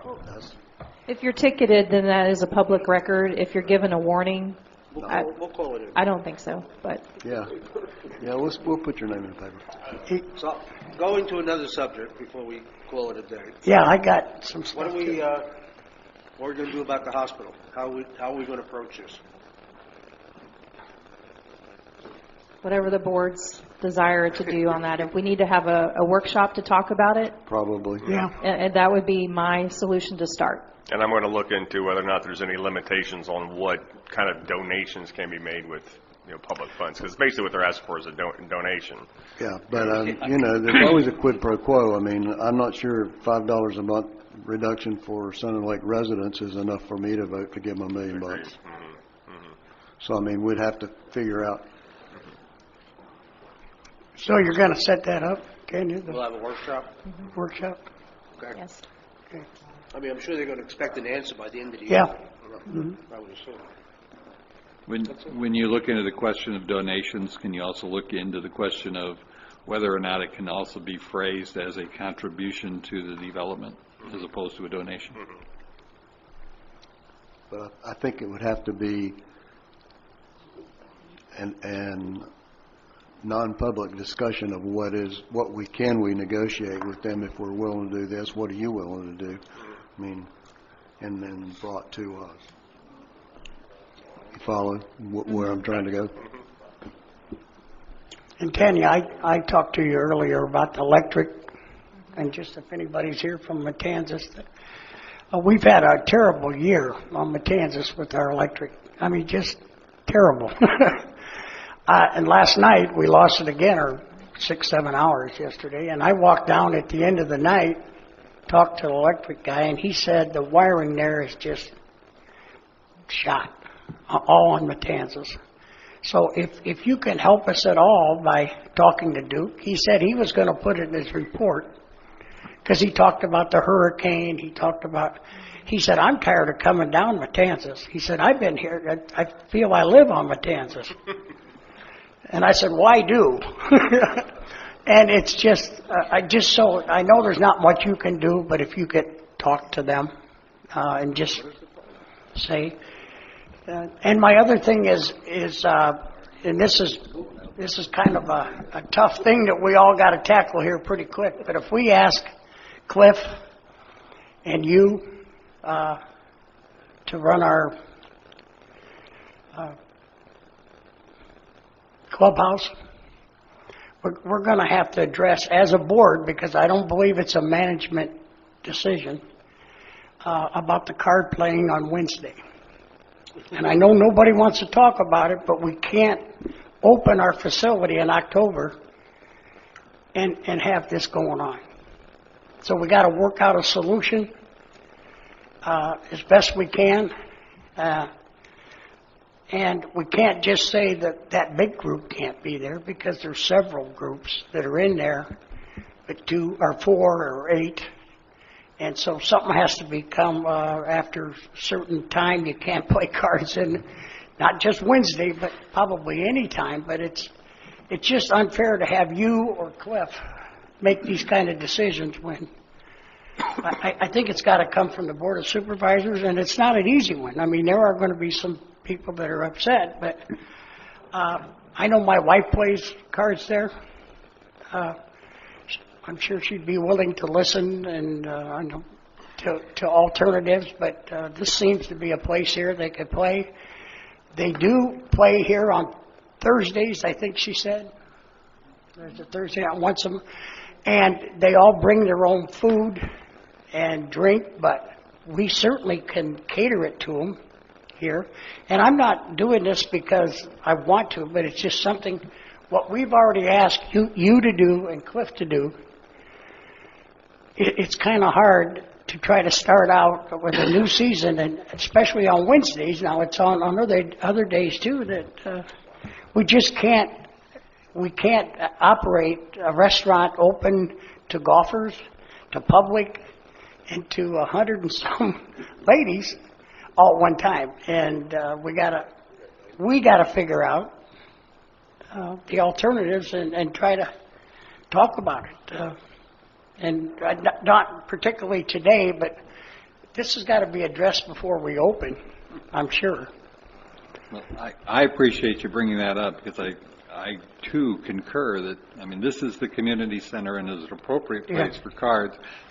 The restaurant is a restaurant, and you wouldn't go into any other restaurant and play cards. No, and it's a tough decision, but you know, I've come to grips with it that I guess I'll take the fall out if some of the ladies will get mad at me, but this is a nice place to play cards. This is what it was built for, and I know it's bad. It's a habit they have, and which is a good. I'm glad we could do it for all these years, but for what we're asking you guys to do, I think it's pretty impossible to have card players over there, man or women, when we're trying to serve lunch and taking care of golfers coming in and so on and so forth. So I hope that you can set something up, whether it's another special meeting, but we need to address it, or you guys do. Come to us and let us make the decision. But I just don't think it's yours or Cliff's job to do something like that. It should come from the Board of Supervisors. We are going to have 90 extra seats, right? Exactly. Is it going to be a problem or not? I don't know. Yeah. Or I mean, Cliff would know better. Cliff. I mean, I'm not trying to pin him today, but if we're building this thing with 90 extra seats, is it going to be a problem? Yeah, 90. I don't think 90 seats are going to take care of the. I mean, no, we can always. I mean, really, once the banquet room is filled up, you know, the banquet room is available, and that doesn't really affect the restaurant. I mean, there's a partition, but it's really spilling out into the main dining room. That's really the issue. And you know, a younger guy or people coming in for lunch just seeing a bunch of card players, it's not conducive to Well, a nice restaurant experience. Well, there's a lot of But I one could- table and two table women playing. Yeah, in but the- they could, not but with the big they could eat on one side and then go over to the banquet room. But I mean, there are times when we don't have enough room in the banquet room. They would have to spill over into this room. But won't you lose revenue? I mean, are they eating lunch or are they just come up and playing cards? Some are actually. Actually, Wednesday is a pretty is really as a lunch day. It's Yeah, my wife plays Wednesday. yeah, during the week it's number one revenue day. So I mean, Go ahead, I'm sorry. go ahead. I was going to take the approach like these guys did as far as telling you guys to run the golf course. You figure out the restaurant. I don't want to vote on it. I got no interest in dealing with this. I'm going to say it's your responsibility. Thanks. You figure it out. Okay. I mean, honestly, we do have we do have professional management for a reason. So I think that's probably appropriate from your standpoint. Honestly, Yeah, but really they should be in the banquet room, and I mean if they want to eat lunch and then they can retire into the banquet room, that's fine. If there's any spillover, it just needs to be in this room. I mean, So we won't hear from you anymore, any more complaining about not having enough seats or anything like that. Do I get that promise? I'll just say it came from you. You know, so, and I know what you're going to do. You're going to try to get this to work, and it's not going to work. I mean, and I'm not afraid. Help, my wife plays in it. You know. Well, my wife plays there, and I know what she'll say to me. Well, I would also say to you that I know for a fact that a lot of those people aren't Sun Lake residents either. So, I would say from what I'm hearing from the board that we're putting it in your court to get a control on the situation, but I would say from my perspective, if you have an issue that you can't resolve with keeping the overflow out of the restaurant itself, come back to the board and let us know and we'll see what we can do. Okay. Yeah, right. all right. Any further board-to-board discussion? I'm done. All right. We are adjourned.